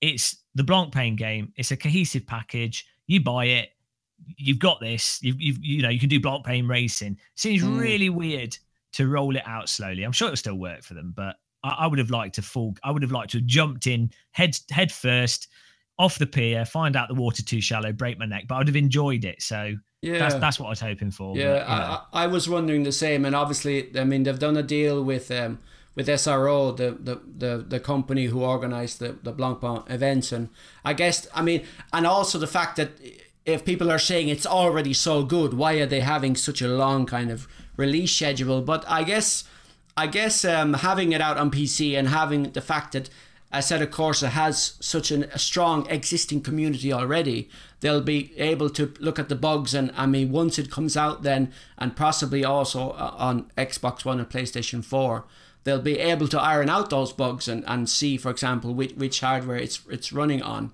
I agree with you, James. I'm quite surprised myself, given that it's the Assetto Corsa Competizione is the Blancpain series official game, but I guess that's how they're doing it. So I think aside from like what makes me worry with the rollout of it is that in my mind it seems as if it's an esports focused thing, and I thought it could be a completely wrong perception, but I thought like the sort of potentially having the ranking in it and the multiplayer working with like a ranked multiplayer type system, it seems that if you're doing something like that, you have to kind of launch ready to go so that people jump onto it, and then they're getting into competitive thing, and then they're all playing against each other. If you don't launch with that, it's probably going to confuse people as to what is it a multiplayer game? Is that the point of it, or is it a single player game? Do you know what I mean? So what is it exactly? Yeah. I mean, I'm sure it'll pan out all right. If a game is a good game, it doesn't matter how anything is launched. If something's good, well, actually, that's not always the case. But generally speaking, if something's good, then I think over time it'll pan out as being successful. But it is just a weird way to launch it, I think, from my perspective. I guess it begs the question: how far are Kunos actually? How far have they actually gone in terms of the content? And is it so? Are all the tracks to be laser scanned? Was it so, or was it a mix of LiDAR? I don't know. Yeah, it's going to be interesting. Scanned, and the first one, go on, Will. Yep. or I believe they did state that all the tracks will be laser scanned and at the high level fidelity, and like that we've grown to appreciate from Kunos. And with that being said, I'm very optimistic about Competizione. I am a fan of GT3. It generally provides for a solid racing experience, but I do have some reservations about what's all going on, and it's rather confusing. But my guess is that with what happens with Assetto Corsa Competizione, we'll see Assetto Corsa 2 coming out in maybe like early 2022 or something like that. You think so? Or yeah, or because the thing is, Assetto Corsa has way too many resources available for it to just throw into the trash can. Because essentially, if you think about it, with what's going on with Assetto Corsa Competizione, if it's just GT3 or just organized racing series, things like that, what's going to happen with all the cars that they, like the road cars that they spent like months working on? That's what's going to true. happen with all the tracks? For example, the Nordschleife won't be in Competizione. We won't have Laguna Seca. We won't have let me think. We won't have other tracks such as Magione. We won't have Imola. So we'll be missing out on a lot of those tracks that were in the original Assetto for Corsa. example, Yeah. And with that, also the lack of the modding community. True. So I know that the Toge community is very strong in Assetto Corsa. For example, look at Random Call Signs videos. Look at like some of his most popular videos, and they are based off of that culture. And there's that element where you do see that, and majority of that is going to be thrown out in ACC. As far as we know, there isn't going to be an actively supported modding community because there aren't going to be like the developers development kit or anything like that for the third-party community to use.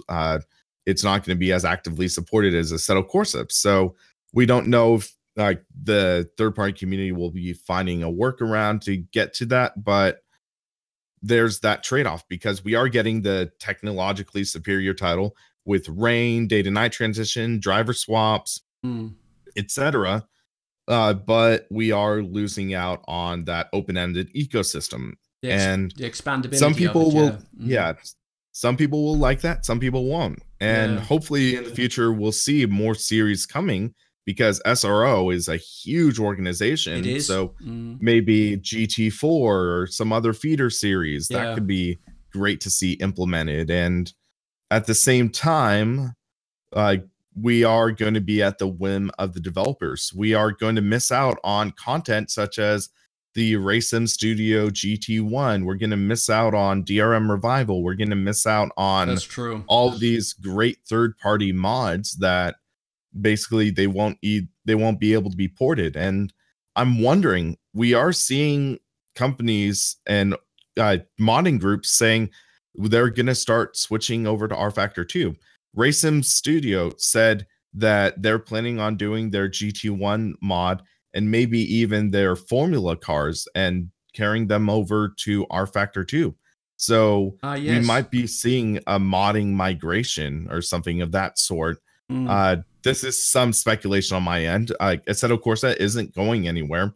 It is at its end of life of development, but we are still seeing active mods coming out. So this is some speculation on my end. So whatever happens with ACC, we will still have Assetto Corsa, but we are seeing some new mods coming out for rFactor 2. And it's interesting because one of my fears is if Assetto Corsa Competizione will have the rFactor 2 effect, because back in the late 2000s, rFactor was freaking massive in the sim racing world. I mean, it had thousands of mods, it had thousands of tracks, it had so much content available, and the majority of it was great original content. It had just about everything. It even had a monster truck mod, and it was fun. And then R Factor 2 had so much hype behind it in 2010, 2011.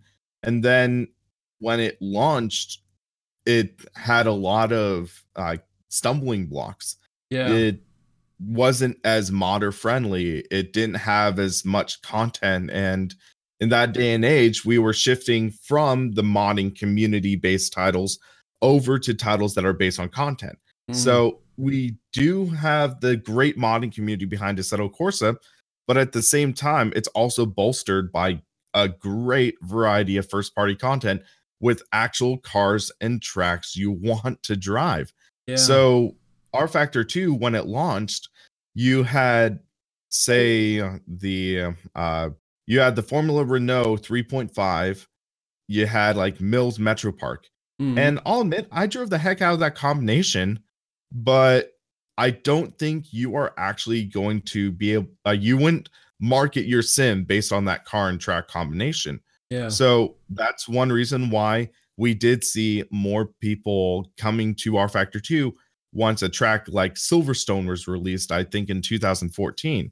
2014, you see a big name track come out and you do see people coming in because as good original content is going to be jumping to that original content per se.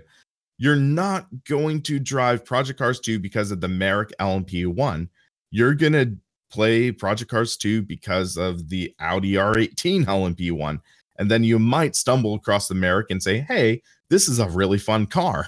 Then like that's one of the cool things with sim racing, but you aren't going to actively jump into a sim racing title because, hey, it has some great fictional cars. Yeah. And also, I noted SRO talked about there's actually a new category coming, GT2, which will be 640 brake horsepower to 700. So they're as you said, they're a massive organization and they're very busy. And also in terms of licensing content from different manufacturers, for example, when they launched when they added the Porsche DLC, for example, manufacturers like Porsche will insist, well, okay, if you add the race cars and the classic cars, you also have to have, for example, the Cayenne or the Panamera. You know, certain content they have to have it there from the point of view of marketing and visibility, and maybe that's a good reason to have an AC2 where you'd have the race cars and the street cars as well. You know, more generic content rather than for example, what SRO and the FIA are dictating, so to speak. You know. Yeah, I do get the impression with AC with the Assetto Corsa Competizione that but obviously moving to Unreal Engine is a ridiculous task. Like it's absolutely insane on a development standpoint to go to a new engine, especially Unreal Engine, due to the fact that it's not a driving simulator engine. So it's a huge amount of development work for them to get the type of caliber of the car simulation, but also just the nature of driving games, like the size of a track, the resolution of the track mesh, the amount of assets on the screen, the number of cars that are all high detail, all on screen at one point in time, then not on another, and then everything else involved in it. So the Blanc Pain game is probably more an opportunity for them to go, right, this is a set thing.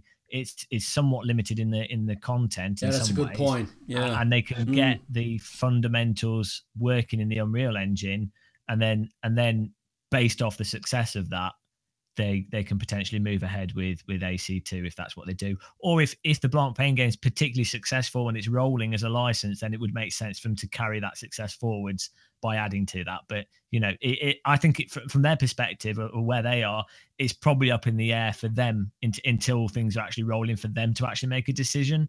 So it could go either way, I would have thought, with AC2 being separate or Blanc Pain, Assetto Corsa Competizione evolving into AC2 effectively. I think both things could happen. And either way, it's good for us sim racers. More games, more sims, all good.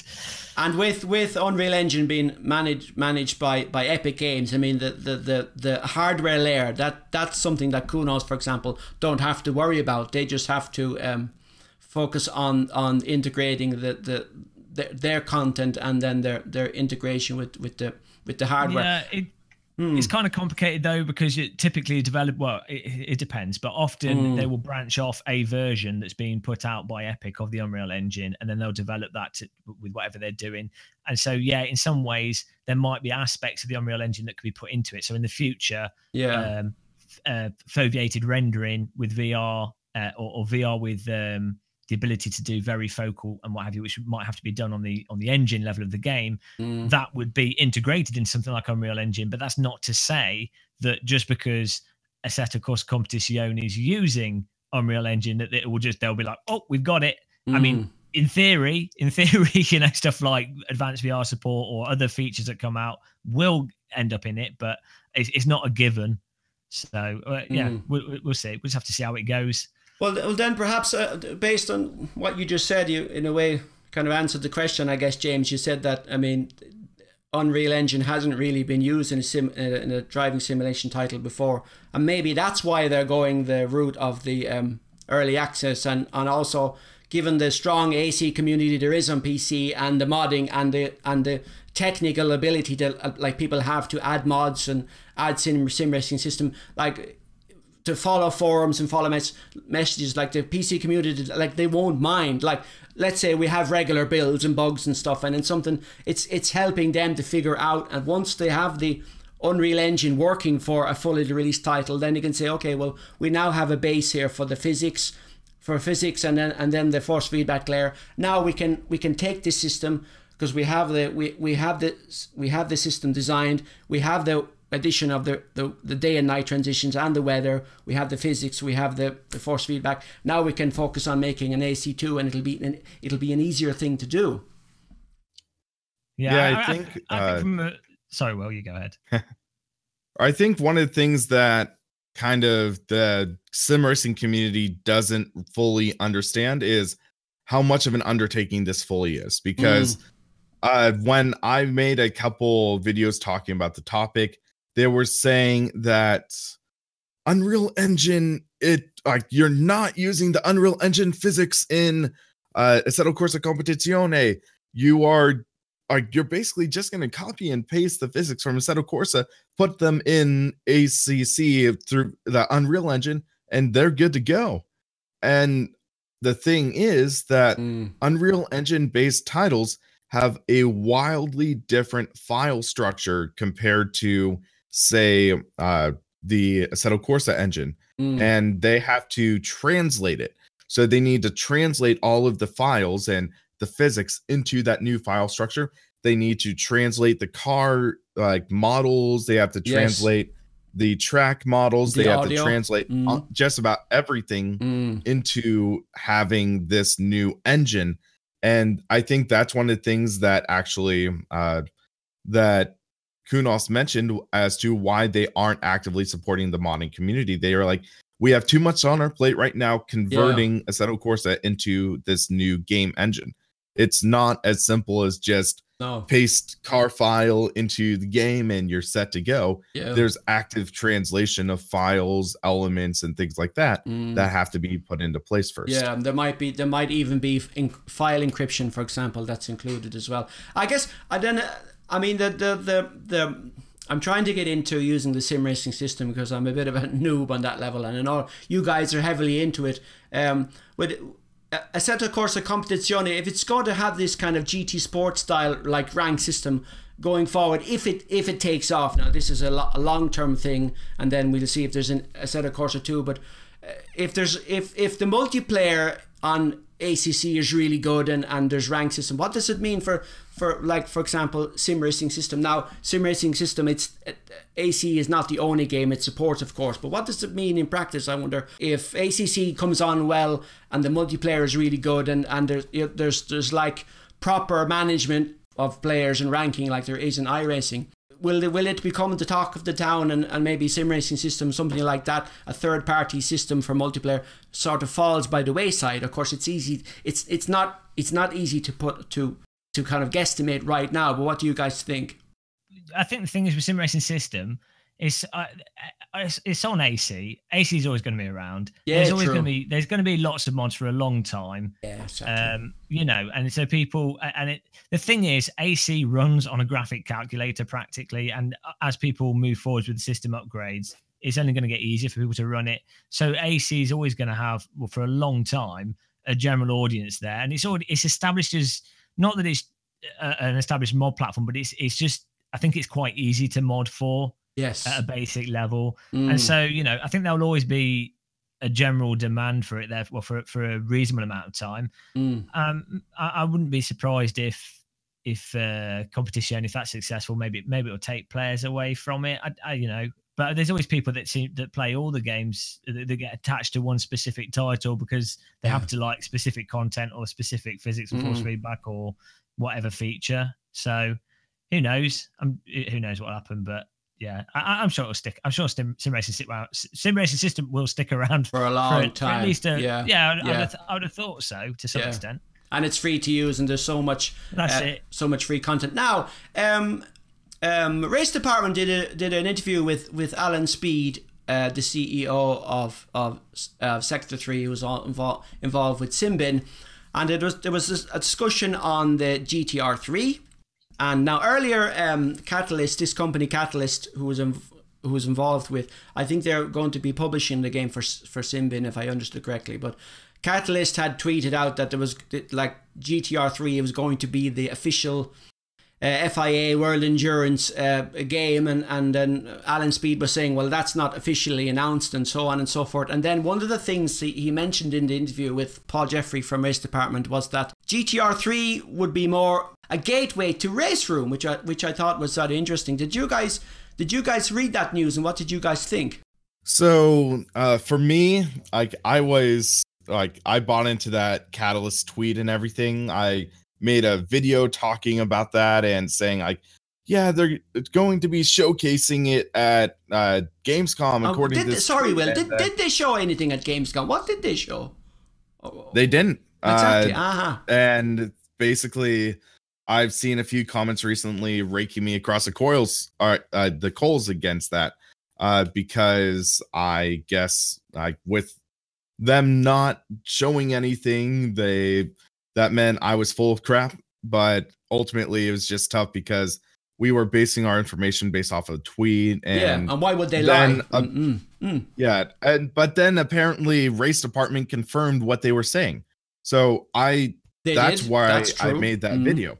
So basically, like, when they had the tweet out, and then Paul Jeffrey said, yeah, they're going to be at Gamescom, and we have an interview coming around the same time, so get excited, guys. And that's why I made that video. And it was a tricky situation because in the end, it didn't come to fruition. They didn't showcase anything publicly. So I talked with Chris Speed, who's Alan Speed's brother. Yes. And he's the head of Sector 3, the old Simbin. Yeah. And I was talking, and I was like, hey, what gives? And he was like, yeah, that was an unauthorized leak by Catalyst Games. We are working on negotiating new deals. And the FIA WEC he is coming out, and they're working on that deal. And then a couple days later, I get another interesting Facebook message from our favorite sim racing satire critic, whatever you want to call him, Austin Oganowski, yes. Mr. Pretend Race Cars. And oh boy, he tries opening another can of worms. Basically, he says that I had a friend who worked at Simbin, and he ended up quitting because of a lot of shady stuff going on, and where Simbin is claiming they have the WEC license, but the WEC turned them down and things like that. And they're still looking for a publisher. They're still looking for all this stuff. They're looking for investors, and it's a train wreck behind the scenes. And it's like, I take a lot of what Austin will say with a grain of salt. So I don't know. He could be just talking crap and everything. And remains to be seen. Also with where his loyalties lie, I don't know. He might just be trying to sow discord and everything. So it could be something like that, but it does seem rather concerning that like GTR3, what they're doing. I'm concerned, like, especially after that interview. That interview did not sit well with me personally. No. That interview, it felt like, honestly, it almost felt like a slap to the face, because they're reviving the GTR name.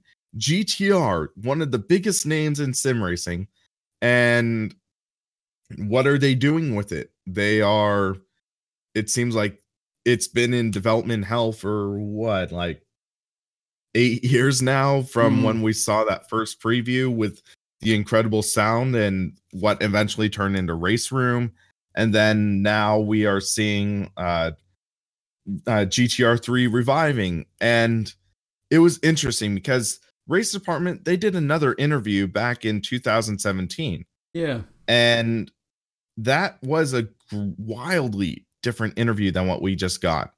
Because that interview back in 2017, they said GTR3 is going to be the technologically superior title, and then updates and the physics engine and things like that will trickle down into Race Room. Exactly. So they were saying that GTR3 would be the flagship, and then Race Room would be like sort of the younger brother. Yeah, and the Race Room would later on be upgraded to Unreal Engine and so forth. Yeah.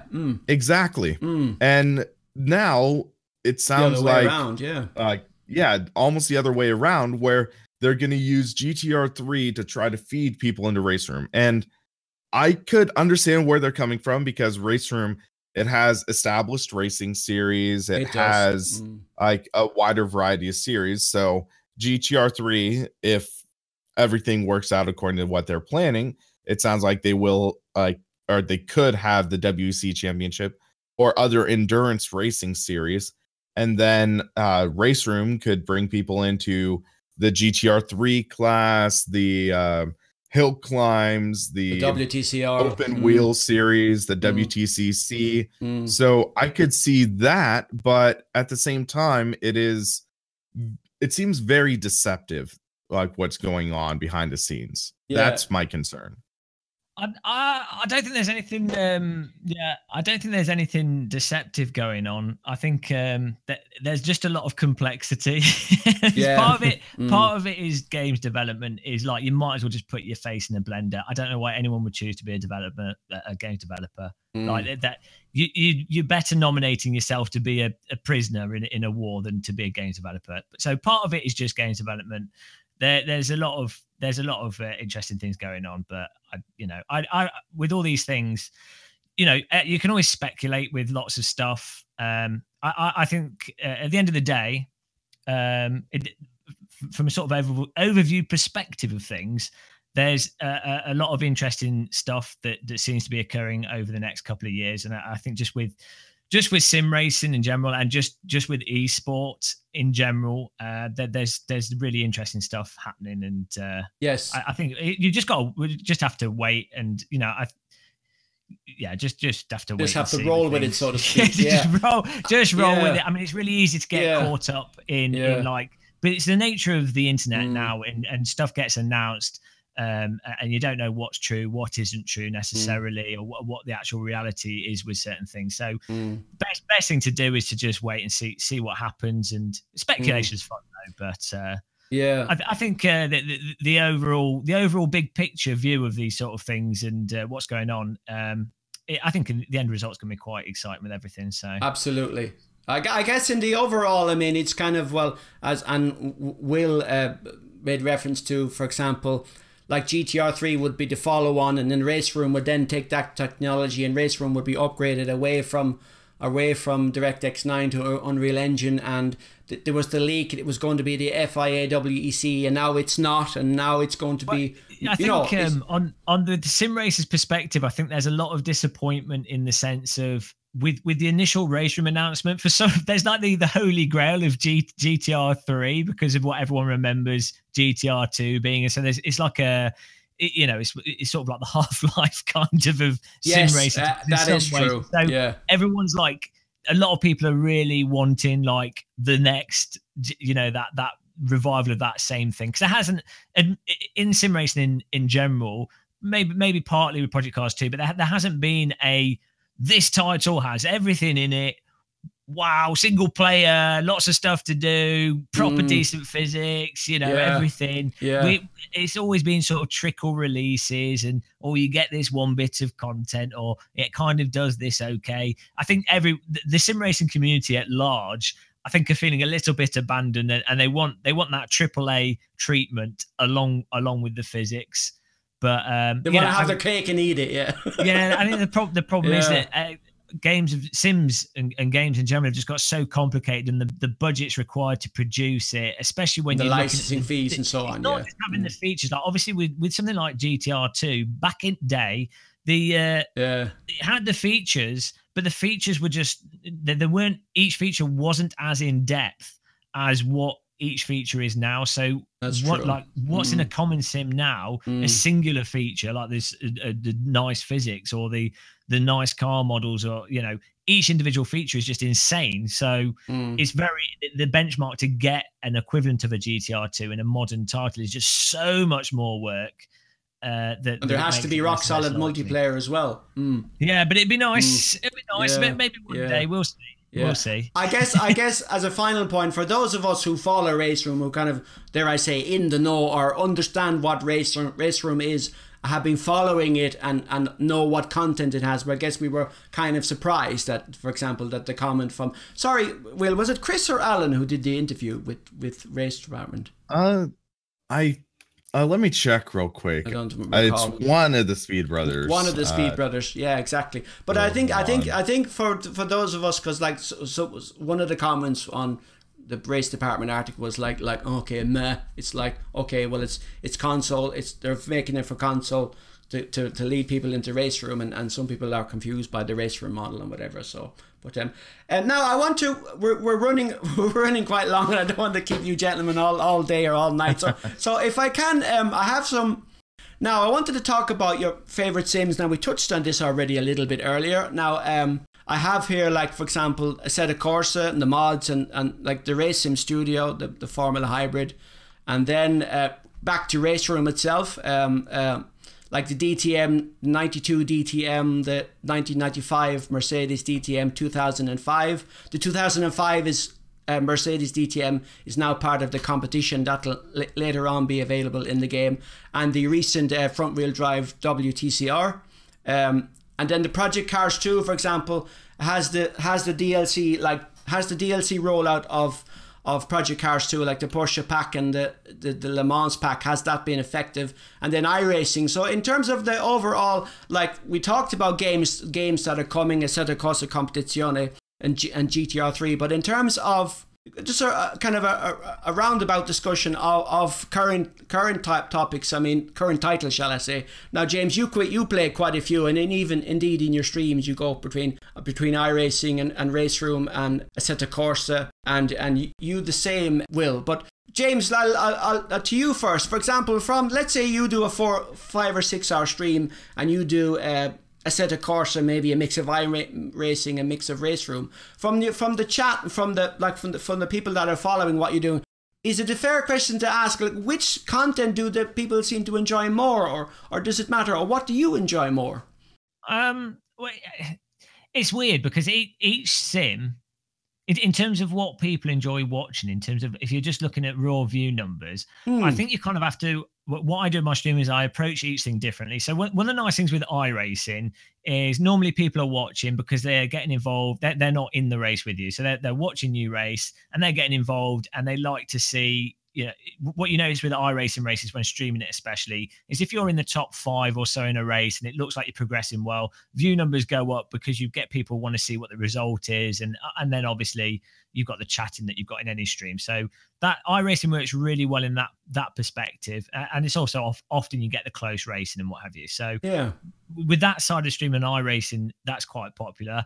When I do Assetto Corsa streams, it's either new mod content, and so people are often watching because they want to see if it's good mod. But what I also do with Assetto is we do a lot of community racing. Yes, so you have a lot of people actually involved in the race, and say you've got interesting people that you race with that have got like a bit of a reputation, and people that we tend to beat or beat us, and so you've got a viewership that come in for that specific thing and to also take part. And the same thing happens with Race Room. We normally get people from the Open Visor Race League. They often, Alex Blob often hosts a server for us, so we fill that up. And Race Room's got really good net code for car contacts, and obviously the sound is amazing. Force feedback and physics are pretty nice as well.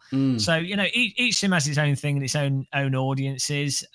My personal favorite from my perspective is I'm a total Assetto Corsa fanboy. I just love that. I really love the force feedback and the time model at the limit in Assetto Corsa is just really amazing for me. So that's kind of what puts it at the top for me personally. That's purely that's purely from the driving experience, like whether you're against it. Mean, but then you have stuff like that's annoying in AC. So the net code, you sometimes get like rowing boat cars if people's pings are moderately high, and even with people with okay pings it can occur. So that can be really annoying. And then there's pinball car contact sometimes where cars go flying. So that there's quite big negatives to AC. With iRacing, I really like being able to jump into a race, and you often have the close racing. Some aspects of the damage is better than other simulators. The laser scan tracks are really nice. I quite like the sound, and when I played in VR, the VR in iRacing, VR is good in AC as well, but the VR in iRacing is really nice. But then in iRacing, you have the stupid subscription plus content fee, which prices a lot of my viewers out, because if you're in like Portugal or Spain or so, it's a stretch to buy like the equipment in the first place. So I find that really divides the sim racing community. And there's stuff in iRacing that's not generally accessible. So, some cars aren't particularly raced that often, but so it can be really good, and then it's got those negatives. And then with Race Room, the car contact net code is absolutely amazing. You can drive the 90s DTM cars in Race Room. Really nice, fun handling. I don't know how realistic it is. It doesn't really matter. Fantastic force feedback, fantastic fun. You can have proper door banging, paint trading racing without it being ridiculous. Like without the cars flying off, you end up getting really natural close contact racing that I don't think you can get in any other simulator in Race Room, especially with like 90s DTM, as I say. And then you can do really nice GT3 fields, like fill them up with like 32 people I think you can fit in, and it works really nice with the track rotation, all just working, stuff that's not in AC. So, and that's the thing. And then in Project Cars 2, you can load it up. You can create a lobby yourself quickly, throw people into it, and then drive all the different cars, all the different tracks. It's integrated for the most part. So if someone's got the base game, chances are they have most of the content. Yeah, exactly. So I mean, the ultimate conclusion is, though I'm an AC fanboy, I really just enjoy playing all the simulators, and I just really enjoy complaining about every simulator. That's the point of sim racing. While drinking tea, I mean. What else would you be doing? Complaining whilst drinking tea. That's the point. I do need to play more R Factor 2. I have missed it a bit, so we'll go back into it at some point. Just and actually, the best. I don't want to sound like a shill, but the best version of Sebring is now in R Factor 2, I reckon, because it's. I haven't tried it yet. Oh, it's really I can see a tear underneath Will's shades. There's a tear rolling down his face. Oh. That version of Sebring is absolutely brutal, though. Because in my first test drive, I had my force feedback set too high, and I did a 3-hour live stream and still was fine-tuning my settings on my OSW. My shoulder was legitimately sore for 2 days. Oh, really? No surprise. So it's from the zip line excuse to Sebring with a direct drive wheel. I mean, I don't know, Will. You're going to have to work on these stories. I'm sorry. So a sore pinky to sore shoulders. Yeah, interesting. Sorry, Will. I'm only kidding. I got hurt more by driving Sebring than I did from ziplining. So in the overall, what people would like most is to get together and drive together. And I guess it's the same for every game.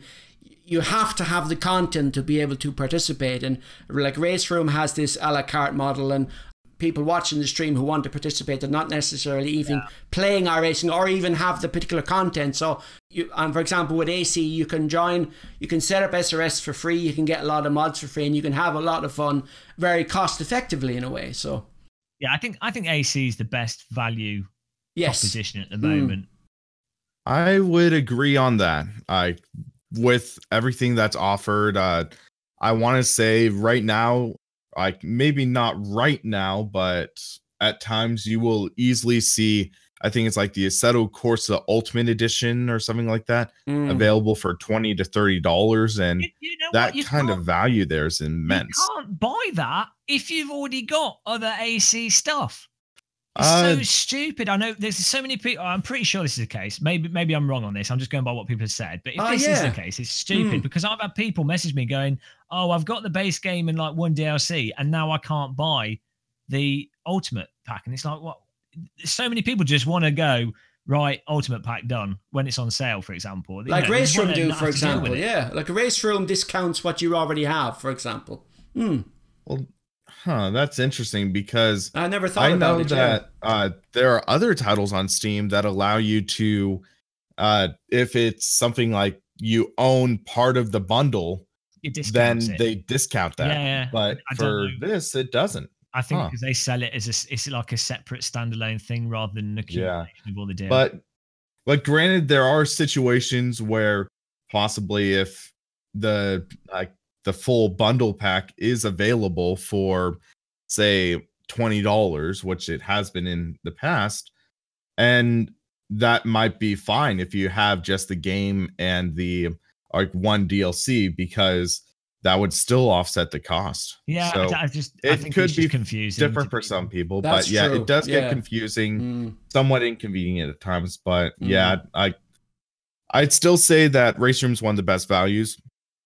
Or not Race Room, Assetto Corsa, and then Race Room might be second in terms of value, because they have a great variety of tracks and cars, and they have that way where you could buy just about everything for around $60 and even cheaper if you use the virtual race value. Points. Yeah, exactly. Race Room for a lot of people that I always recommend is that the old, if you're doing the online racing, which is what a lot of people are using it for, I mean, it does have all right AI racing, but if you're doing the online racing, a good thing to do is to buy something like the starter pack and then try and get track packs. And that for especially when it's on sale, that basically allows you to join anything, because you know the starter pack has most of the cars that are going to be for each series and everything, and then you just need the track, and you don't have to have all the cars that are running on a given server. So that's a really nice thing with Race Room. It's one of the problems with it. You can get one car from each class, for example, so you can join most of the series. Yeah. Have you got something coming up now in your channel you want to plug? Is it something that you're working on, either a review or?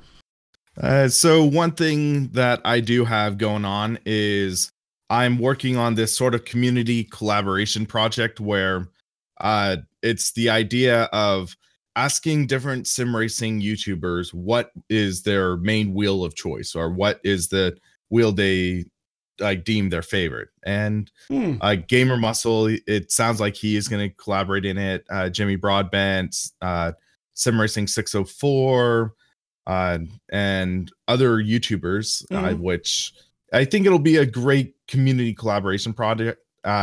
One of my thoughts is that it shows that us as sim racing YouTubers, we do have a sense of community. We're not just in our own isolated little bubbles, but we do interact with each other. We are friends and we get along well together. So I think it's a fun project. I'm in my basement by myself, all alone, with a plastic bubble around me. I don't know. This community. Oh God. Whatever you say, Bubble Boy. Yeah. all I want is tea and my bickies, and leave me alone. Tea and biscuits. Tea and biscuits. Twinings every day. Yeah. Twinings every day with a rich tea. And Crawford selection. Yeah. Yeah, but of course you have to be careful you don't eat all the chocolate ones first, because then you could just not stop when you get those biscuit selections and you're like, oh, I'll have one. Yeah. And then you're like, oh, well, I've just had that one, I've got to compare it. Yeah, it's just, and then before you know it, you're morbidly obese. But at least you got fat doing something fun, so it's totally worth it. That's true. So, and what about you, James? Anything James Gamer Muscle, anything coming up on your channel you want to promote, or? I just the usual. I mean, I probably have some sort of a review on the Formula One game. I might do some like comparison stuff. Everybody in the Gamer Muscle community wants a top 5 USB port video. Yes. Well, I don't know. I don't know. I'm sure there'll be lots of good stuff coming. I mean, we've so many. I stream most nights, and then I try and do videos every day, every other day. So I can't keep. I don't even know what's going on myself. It's just happening all too quick. So yeah. Just subscribe and like. Subscribe and like. Yeah, exactly. I hear you. And where did the I noticed on your stream, and it cracks me up. Where did the guilty thing? Where did that come from? Guilty. You know, this is like a stamp on the screen. Because I occasionally crash into people. A couple of times a race, and so it's nice to have okay, exactly. So we have the court of muscle, and then we can do the verdict on if we're innocent or guilty. Pretty much, I'm always guilty. Even when I'm innocent, everyone says I'm guilty. So I really don't know why I bother trying to follow the law in sim racing. Really, it's completely biased. I need to get some brown envelopes with money sent out to people. Not really. It's not very democratic at all. No, it's completely rigged. Mike dropped off quietly earlier. He had family things to attend to. Will, James, thank you very much for joining. It's been a real eye-opener, a real in-depth discussion, and thank you for your time. I really appreciate this. Well, thanks for having me. And thank you, Will, for the suggestion. And then I said, okay, well, I'll start to annoy Gamer Muscle. If I can make a joke, you were like, James, well, I'm a bit boring. And I was like, come on, man, you're not boring. So you're not boring at all. Look, put it this way. I've not climbed Everest or circumnavigated the globe in a boat. I've not done anything of. I'm a bold guy that drinks tea. It's not exactly the most exciting. You're not going to get really good stories from me. I mean, look, even Will has tales of past girlfriends' DVD selections. I don't even have that. I'm not zip-lining, breaking my wrist, just drinking tea and in my sim rig. That is it. That's all I've got. And I need to get some tales. After this podcast, I'm building a boat. Yes. And we're off, so I'm probably going to drown, but let's go for it. Yeah. Okay, build a boat, create a Tinder profile, and you can have your own friend DVD selection stories. That's the dream, Will. You'll have to start stocking up on biscuits then if you're going to do a world tour. We're just the first person to sail around the world on biscuits and tea. I wonder, can you run That's a Hollywood movie. Forget, that's the next blockbuster. Who's going to play you then? Tom Hanks, of course. Probably, yeah. Tom Hanks, yeah. He'll have to shave his head. Or no, 10 years from now when they make the movie, I mean, I might look like you. I don't know, Will. Something to aspire to. Yeah. They might need to add. They might need to do CGI for the pinky. You know what I mean? Like they might need to. Hopefully they'll. Oh, dang it! Come on. Poor Will.